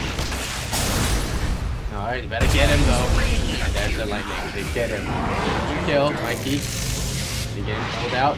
Stun. No stun from Felt. ooh, that was some risky business from Penta there. And they're not done. Oh, are they not? Monkey King. Felt the They get handed an Ogre Magi there. And now the Lina can actually chip away at the middle tower. And the Bloodstone from the Lina did so much work there. Cerberus did not expect to have her back into the fight immediately. They thought they could take it. And instead, it's basically like an Aegis. You take her out once, and she immediately appears again with all of her spells intact. Oh. This stun from the Monkey King is really powerful. Gets back. Blazeborn is just too fast. Oh, there's Butterfly again. Going in there just for harassment. The LSA lands on Frito. This could be problems. The Dragon Slave gets deployed. Again, the Monkey King gets himself cleaned up. The Ursa as well. I think that's a good trade. You lose the Monkey King there, but you trade it for an Ember Spirit buyback, and this Ember was so poor already. He did not want to have to buy back there. He is And sweet. only barely above these supports, above his own supports, and he is below the Monkey King in net worth actually. Yeah. So this extra hit to his progression it's deadly, and Penta is going to take that and back off. The Eel Scepter. Sand King. Haste! Allow him to dodge up some of those shenanigans. And help him blink away in time to move. Sorry, coming. And he is going to set up even more of those light strike arrays with that Eel's Scepter. Dewarding the Roche now too. I wonder if Penta want to wait once again. I'm still feeling like they give Cerberus too many chances to get back into it. I think they have to move. They should have pushed a lot earlier. I think when they had a crushing advantage. Now they still have it. There's 10,000 gold. Well, of course the gold lead means less as you progress further and further into the game. So they're going for the shrines now, which is good. It's like the natural progression. And Cerberus are doing what they can to get their bottom lane out right now. The top lane also has some momentum, but it's going to get pushed in most likely. So they might be facing the 2 versus 1 lane scenario here. They gotta get out. No, arrow. Looking for targets. Felt immediately bolting to that shrine. He will get away. He stars. There's the Ursa jumping in there as well. The SF immediately disappears. Mighty land here. Scepter being used up. Assassin there. The Wukong command surrounds the freeway. There is that ogre hitting the deck there. The melee rank will survive for now, but buybacks were used. They were not back in time. That's so costly. Now the SF, who was the only glimmer of hope for Cerberus, also has taken a big hit to his net worth, and he cannot afford to die again. They lose the second shrine. Roshan is not quite up, but Penta are all set up for it. And Cerberus have got to scramble to try and contest the Roche once it happens, and if they manage to keep the Aegis away, that might be their way back into at least a fighting chance, because right now it feels like they have only one fight left in them, and their chances don't look very good at all. On the bright side, they haven't lost any crazy building. Just the tower opens up the shrine to gank. More fuel for my fire. So this is once again where I feel like Penta's better grasp of game movement is showing, because they are just sticking around here. They know what they want. They know it's coming up pretty soon. And Lina Aghanim's means BKB or no BKB, they'll melt you.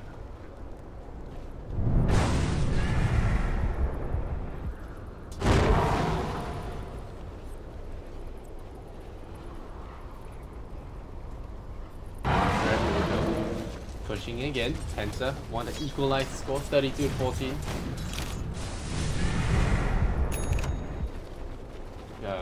Cerberus can hold this. Still smoked up. Okay, pushing very far in. Smoke's gonna break and he ace checks this. The Ursa is there. Oh no! Oh, the Laguna takes him out right away. A weird as 4-star. Good game comes out from TA 2000, and without. They could not afford to blindly move uphill. They checking with your shadow. I mean, I do like the fact that they just went. You can't wait and sit in your base right there, but it took them too long to decide that they just had to take the chance.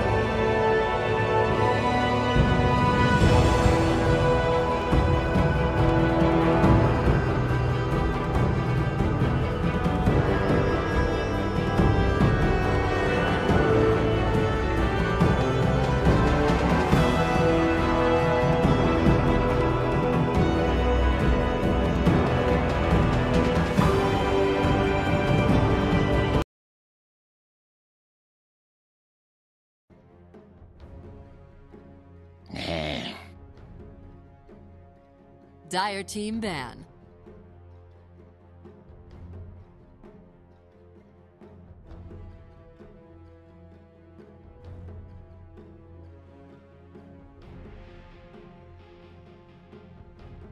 Radiant team pick. Earth Spirit. Weaver. Dire team pick.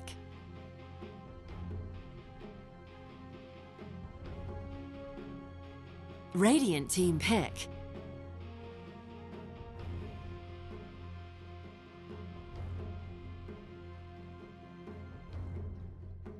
Ten seconds remaining. 5 seconds remaining. Dire team ban.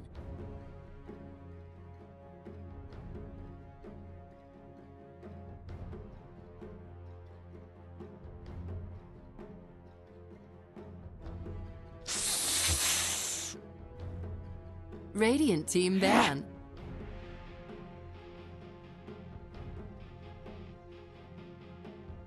Dire team ban.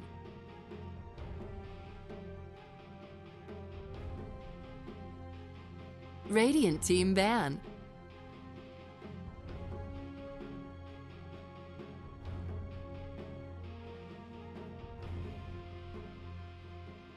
Dire team pick.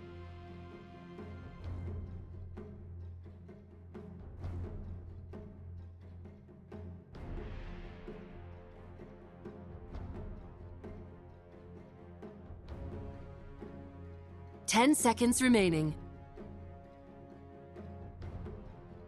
5 seconds remaining. Reserve time.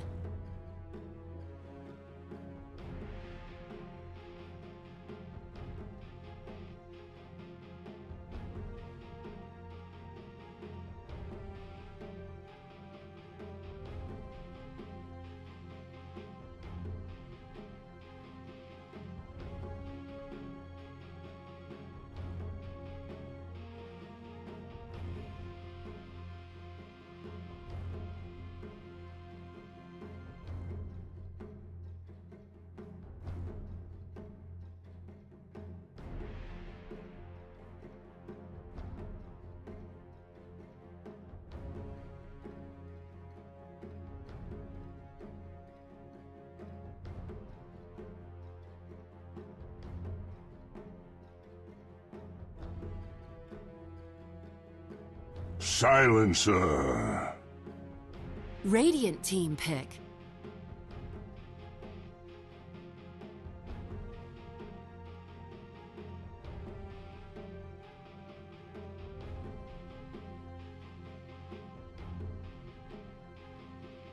Ten seconds remaining.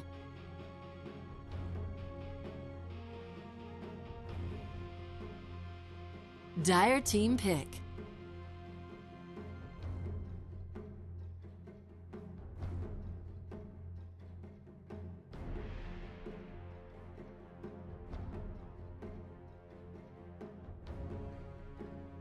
Ten seconds remaining.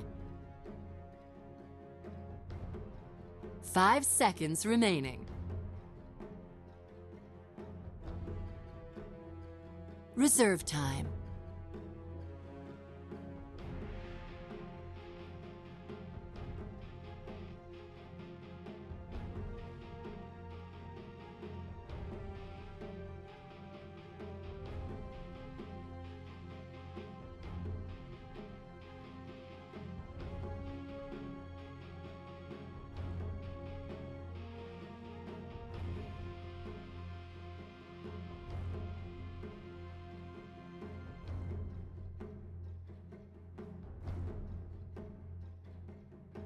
Reserve Behold the time. horn of Magnus.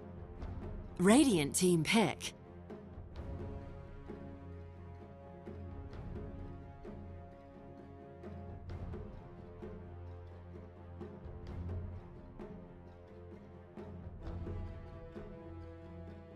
Ten seconds remaining. 5 seconds remaining.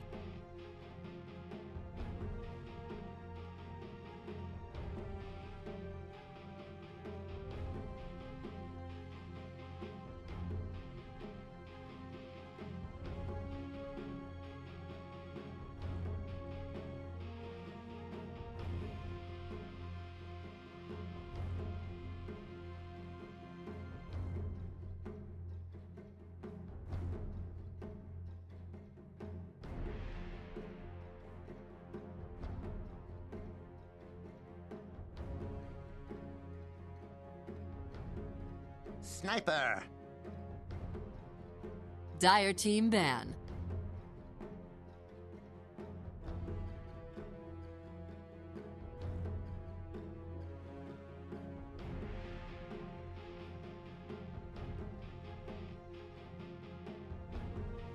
Ten seconds remaining. 5 seconds remaining. Radiant team ban. Oh. Radiant team pick.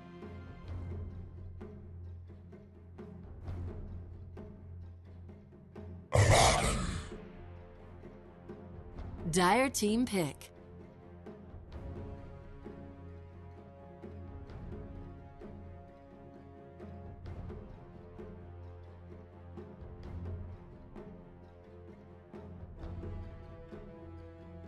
Ten seconds remaining. 5 seconds remaining. Alchemist!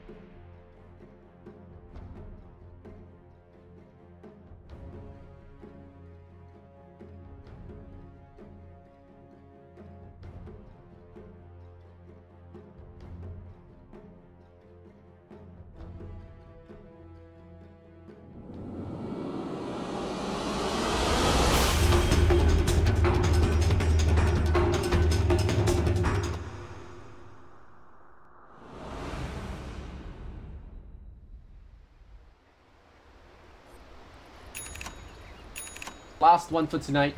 Penta Sport versus Prepare for what's his name? battle. Cerberus. Them on the Radiant once again. So Mikey playing Nyx Assassin. We have DNZ finally playing Earth Spirit instead of Monkey King. We got Sniper played by Blazemon. Got the Carrier Baton Skitter. The Disruptor played by Jabs, who has gone really deep into Plant and Observer Ward. Yeah, and actually the Ogre Magi, once again played by Felt. This guy is just permanent Ogre Magi here. It's almost like Mushi is making me play Battle Cup with him. Oh, at least he plays Battle Cup with you. I'm still waiting for someone to carry me on Battle Cup. I'm not sure if you want to be Ogre Magi for like 6 games in a row. Anyway, TA 2000 gonna be taking up the Alchemist, so he is back to the mid lane. And also here on bot is Juchi on the Magnus.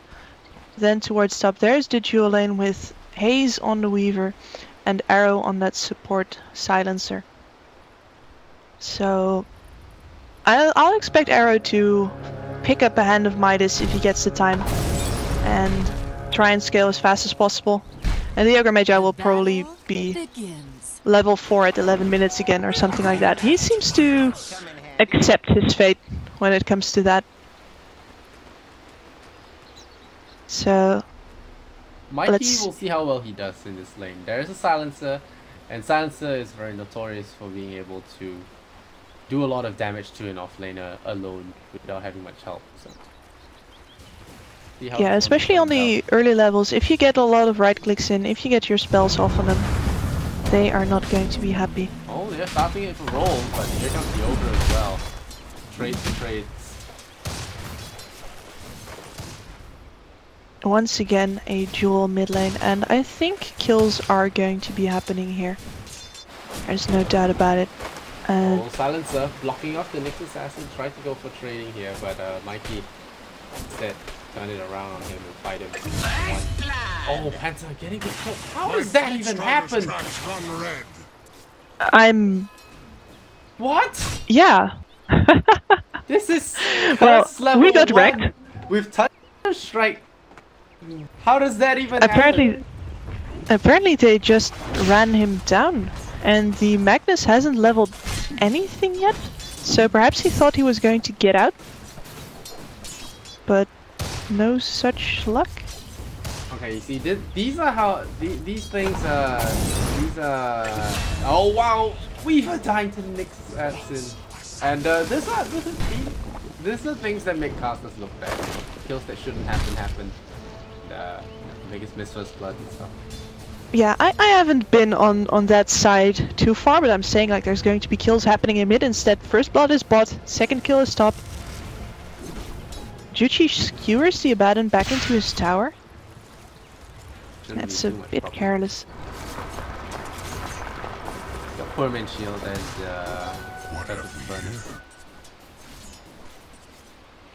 I'm mostly curious to see still how this mid lane is going to be developing. Someone is going to... Yeah, the Earth Spirit has already left the lane in the attempt on the Weaver top.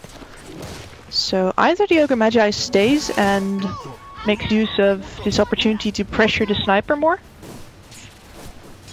or he is going to rotate for himself as well. And it's the kind of trade-off you need to think about. Like you know there's probably a dual lane top right now. So are you going to pressure their carry? Are you going to stay here? Are you going to try and perhaps swing this lane back into your advantage? There's so much patience coming out from DNZ. I think he has them convinced that he is not there anymore. Yeah, they're rolling in again. They're looking for this. The Spirit very patient there with the movement, and Mikey now going to throw out that impale and bait him in, and with those radiant creeps on him as well. Silence is going to take a fall here. Cerberus will lose their support hero. And actually Hayes was very fortunate that he wasn't there longer. Nyx is trying to bait him in with trying to get him down low enough for the Spirit to come kill. So DNZ once again waiting patiently for another scout forward kill. And the Ogre Magi mid is not actually working out. There is 16 to 8 on the sniper mid. Yep, and now they're going. The A2000 in a lot of trouble. The shrapnel is at level 1 only though. Might not be able to kill him off. Nope. Penta will find him with the Orb Venom, but he will tick down to the Ogre. So, but 1 for 1.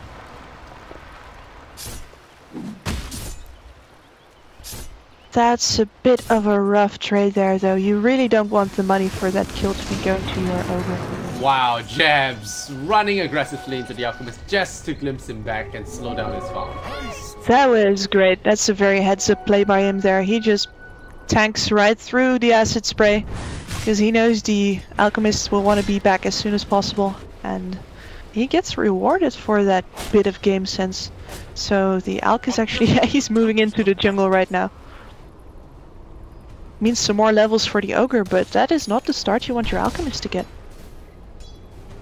And the Abaddon is just soloing the bot lane. Magnus is back up into the jungle. The lanes are not going the way of Cerberus, and I said after the last game that if they can manage to get out of the early game just right, they will probably do pretty well, but this is not looking like the start you want to have. Well, like you mentioned, the early game is not all that matters, the levels. Right now the levels are pretty even. Abaddon is the first level 5 in this game. But the Abaddon's levels don't matter too much except for maybe his mana pool. Oh, they're going in again and they got so much firepower in this Weaver. The team stunning is just insane here for Penta. Very well done. That was some great team play. You know, Cerberus were expecting just Nyx Assassin and Bully here, but the Spirit and the Disruptor have turned up to this Bully party, and now they can't afford to keep too many heroes here. They are paying for this decision to keep the Ogre Magi mid even after the Earth Spirit has left. And the Earth Spirit is just following this Alchemist around, you can see him. Coming in there, disturb him, and CA2000 is in a lot of trouble. There is a possible glimpse, no glimpse. The Falcons, yeah. So Delta Ignite all the way happens, and okay. Nice stun there, going out onto the Disruptor. They're gonna find it. Whoa, that kick! It's That gonna was lock great. them all down. The sniper is there, but I think Jabs is gonna fall here. It's double tick, and that's gonna be a kill. Now Blazemon in a lot 4 of heroes on trouble. top of the sniper. Sniper really shouldn't have gone in to help. He usually uses the shootout that, but the shield comes out, and Penta will keep their sniper alive there. The Abaddon coming in at the right moment, and Nyx Assassin here to clutch it for the fam. And Arrow gonna fall there to the sniper of all people. The shrapnel raining down on him. Penta really showing up in this fight. Yeah, that was some great team awareness from Skyter there. A lot of safe lane carries do not carry a TP scroll, but if you're playing Abaddon, you gotta be aware of how powerful your aphotic shield is early. And Blazemon does not get out of that spot of bother without the support TP there. So, in the end, that actually works out for them, even though it's literally threading the needle. And the only thing that Cerberus get out of it really is some space for Juchi on the bottom lane. But they're getting their mid lane pressured in right now. Because of Furnace at level 4. Level 2 shield, I don't think I've seen this before. Usually it's max shield, but this is level 4. Dire structures are fortified. Radiant's And bottom tower. great for making sure that people can't actually ignore you, because you will slow them forever. And you're in Abaddon, you can just keep running. If they hit you back, you're gonna activate your ult. What are you gonna do? So I'm liking this decision making from him there. Mikey's got to watch out a little bit. He does not have support sitting behind him right now. He's got Vendetta, he doesn't have to worry too much about anything jumping on it. Just but one thing is Juchi does have a lot of space for himself. His kick comes out. Where's that silence? Right? I think he's there. Very often he's probably gonna pop here. The heal will bust. Not even needed. Skitch just slashes him across the face. That's a kill again. Going the way of Penta. 7-2 now. This game looking more like a more and more like the Radiant favorite one. It's looking like a ride for Penta once again, but in the previous game they gave too much space even after having such a good start. And in this game they are up against an Alchemist. You can't give that much space to an Alchemist. So in that sense I really like Cerberus' draft here. If Penta makes the same kind of mistakes, the way that Cerberus' heroes work is just going to punish them automatically. They don't actually have to make any extra plans to do that. So if Penta play their own game, they're still gonna get punished, is what I'm getting at. Which is a clever bit of drafting. I actually really like that. Oh, Yuki once again caught out. Jabs is there. He's out of mana though. And the Magnus not skilling RP at level 6, meaning he will not be able to pick off that disruptor. But now he has the power. TA 2000 going to go for that 80 stack. He's got in, acid it up, but he's taking quite a fair bit of damage here from the Ancients. Have to be careful. Go down.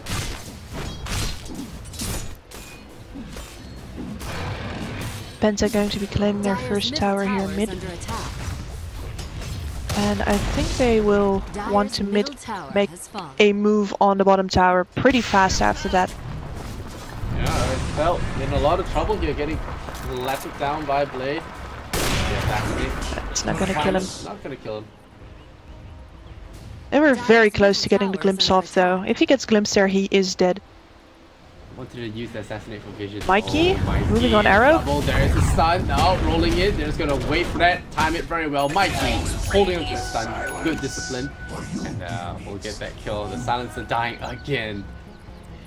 Great team play. That's what I was talking about. No shenanigans with walking after it and activating Spike Carapace in the hope of getting it triggered. A gift from the Tempest in battle.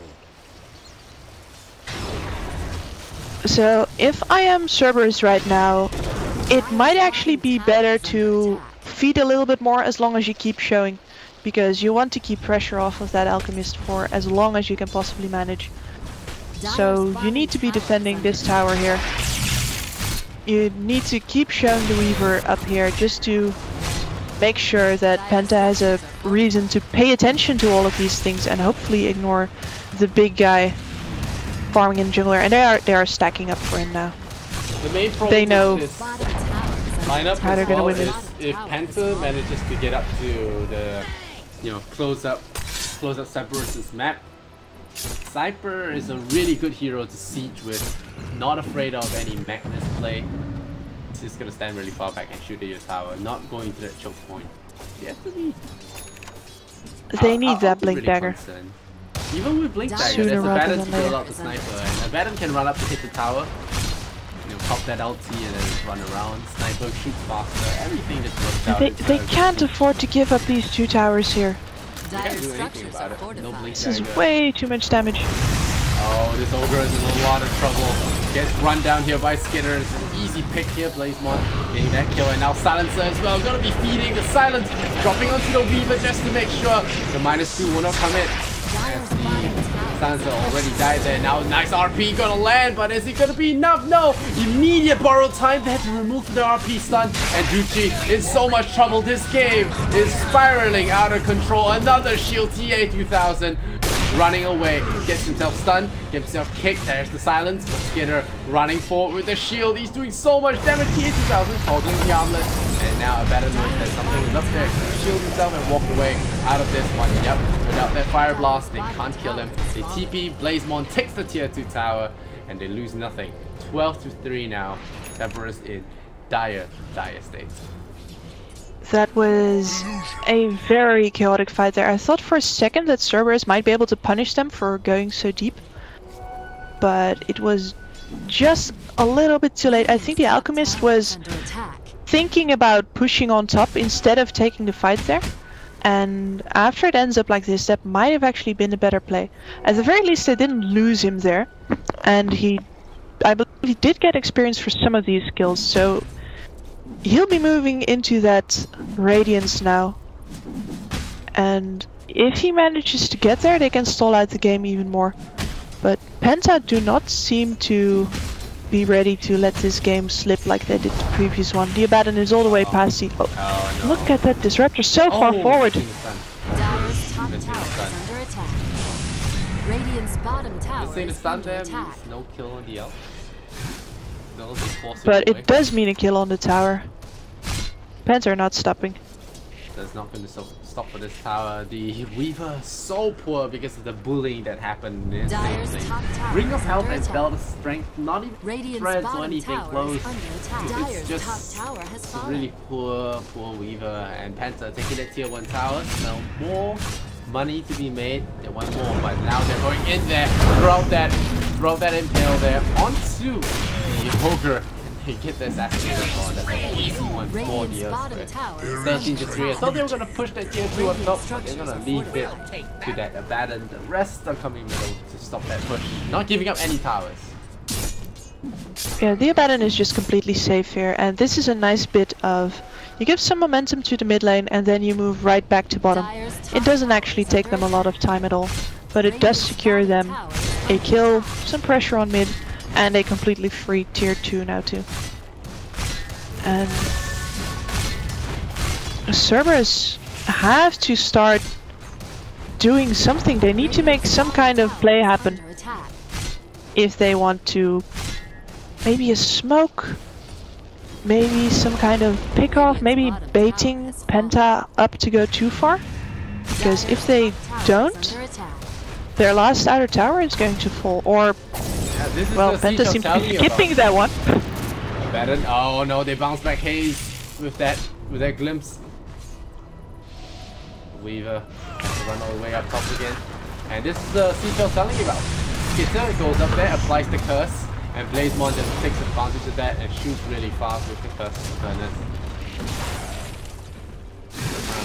There. Sniper. They are in such a tight spot here, and they can't just engage straight up into this lineup. They'll have to curve around somehow. But all of the attention has been drawn up, and immediately the mid pushes on. I think a TA 2000 is in a bit of a dangerous spot here. This is the kind of area you wanna... Oh, they see him. There's a shrine. Oh, he's trying to build towards his relic. Dire's middle they tower see is him under now. attack. No, they barely missed out on him. I was focused on the Nyx Assassin's vision, and his spider senses were tingly, but he just couldn't get the vision.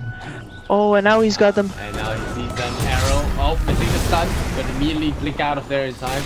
Just Brit is stunned there. Next shield keeps him healthy for now. Global silence gets deployed. I believe that's the first one of the game. TA2000 running away.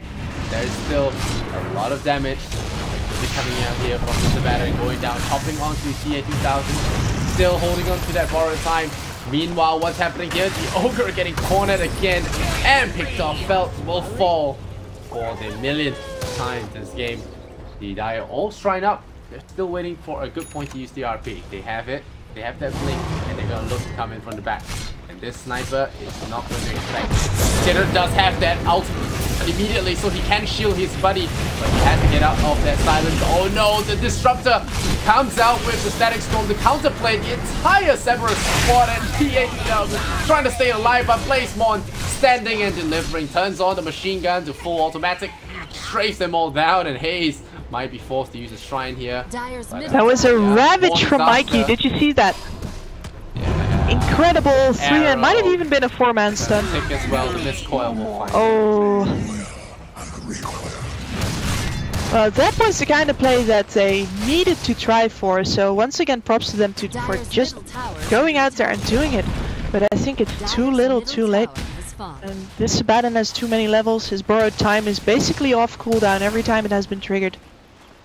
All of their outer towers are gone now. The thing is that he's just like the perfect solution to Magnus, because he can stay near his carry, and even if he does get hit by the Magnus, you just pop the borrowed time. You can do it while stunned, and then you save your sniper hell out of dodge, or turn it around. It doesn't actually share damage from the team before you have your Aghanims though, and he does not have an Aghanims. Yeah. So it's more about the short distance on your spells. The Abaddon does not have a lot of range. Yep, Ice Rock is trying to make him the damage soaker with Aghanims instead of Centaur being a press and forget. He's nerfing Centaur's Aghanims upgrade nowadays. So now as a Abaddon, you have to at least know where you're standing and know when to use it. But they scout the Magnus. Abaddon is basically on the same pace for his Sacred Relic as TA2000 is right now. There is the Earthman running in there, rolling very deeply with the stun and silence. Could have enough to kill him. And with Magnetized, the answer is going to be yes, sirree. Japs finds him in the Thunder Shock. And Felt still running around. What do I do with Ogre? He actually got spotted by the ward just there, but they just ignore him. Penta have a plan. They're gonna do the classic move like this, and they had their vision in place once again. So this is going to be do or die for Cerberus. They're defending the base for reals now. No more training exercises. Aegis is up. Abaddon is gonna be hitting your towers. And RP is down. See what they got. We have global silence, but the trick is to pop the Abaddon's ulti before he gets into the real fight. That's proving to be extremely difficult. Blazemon again doing that 1-2 punch there. Abaddon's frontline sniper in the back there, causing trouble. RP is up. It's working out great. But Distrax is already gone. Abaddon does not care, and there's a Radiance up on TA2000, but I guess all he can do right now is try and keep the miss chance up on the Abaddon while he's hitting the buildings. Hail Mary play, Magnus. Hail Mary play. There is going to be it. The ultimate used that by Abaddon. They have to silence immediately as well, so the ultimate is down. The global is there, but it's a little bit late there. Penta no longer fears the Magnus RP. He has it on deck. They still gonna use it. The answer is no. The impale from Mikey, always on point. They get a kill. Meanwhile here, Blazeman getting caught. There is going to be that Aegis. Magnetize is ready though. They're caught out here. They immediately pop the shrine. Meanwhile, Sniper still giving and standing and delivering. TA2000. Yes, revives back into the game. Fel goes down. The Sniper still alive. And yep, Skitter gonna run in there, trying to keep himself alive. He will tick though. Hayes in trouble, but the Thunder Strike and the Sniper are gonna be too much for him. Arrow runs back in just to be another kill to the Sniper, who is now wicked sick, 25-7. Weaver buys back into the game, but he's under the detection of Sentry Ward. They're gonna scout him out. There's the Takuchi block there with that spike. find him. Keep the rock over. The kinetic field traps him in, and Hayes going down again as a dive back. Triple kill for the sniper, and I think this game's over, kids. I think it is. I mean, in all of this chaos, they have managed to bring only one building down, and the Abaddon is dead for a little bit more. So perhaps Cerberus are able to sort of force them out of the base, but not like this. Felt not like this. Not again, like this. They're still trying to focus on today's mom, and yep.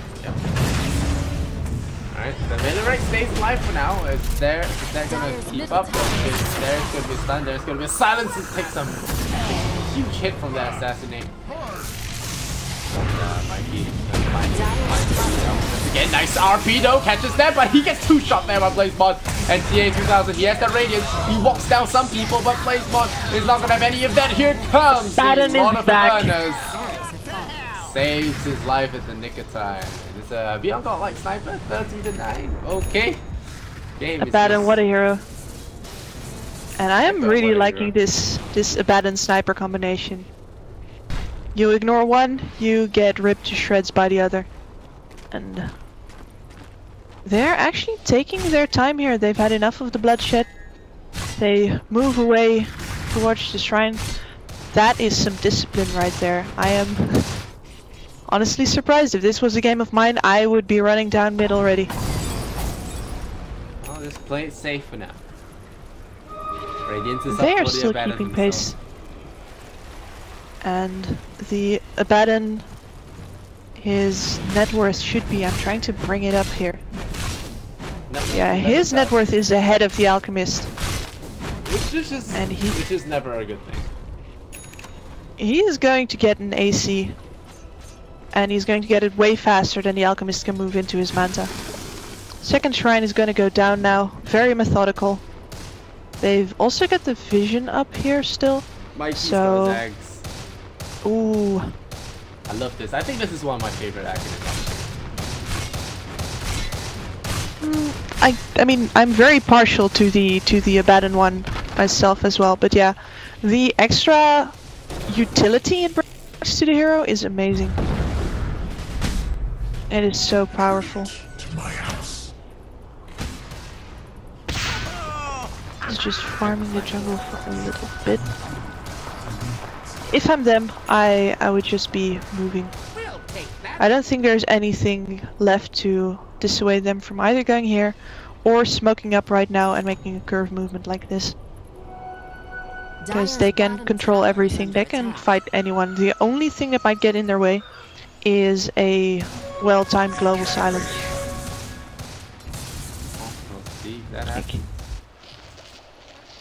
You might be able to burst the silence or the sniper if you can make sure the Abaddon can't get his spells off. Yep, pushing into that mid lane now, trying to go for that skewer in, and the glimpse is that trying to punish any kind of lateness. Powers into the ground at that long. The siege machine is back on. Got a lot of siege machines. They got a mobile turret. One of them over. The sun. They're still trying to go for it right now. The Alchemist gets caught in the static storm. He's down and now 50 seconds on the sidelines. 2G as well. Gonna run away. Mikey's on a monster kill. Hayes is dead. The Ogre, good game, comes out and sends Cerberus no winter. Beat Penta just like too crisp. Kills us. Wow. Gets a lot of fun. A triple kill. 34-9. I feel like this is not possible else. That game was pretty one-sided. It is. I immensely enjoyed the growth of Penta throughout this series. They get pushed in really heavily in game 1, but they, instead of sitting there and going like, oh no, we lost, we can't do this, they look very critically at the game. They look at how they can get the most out of it, and they just use that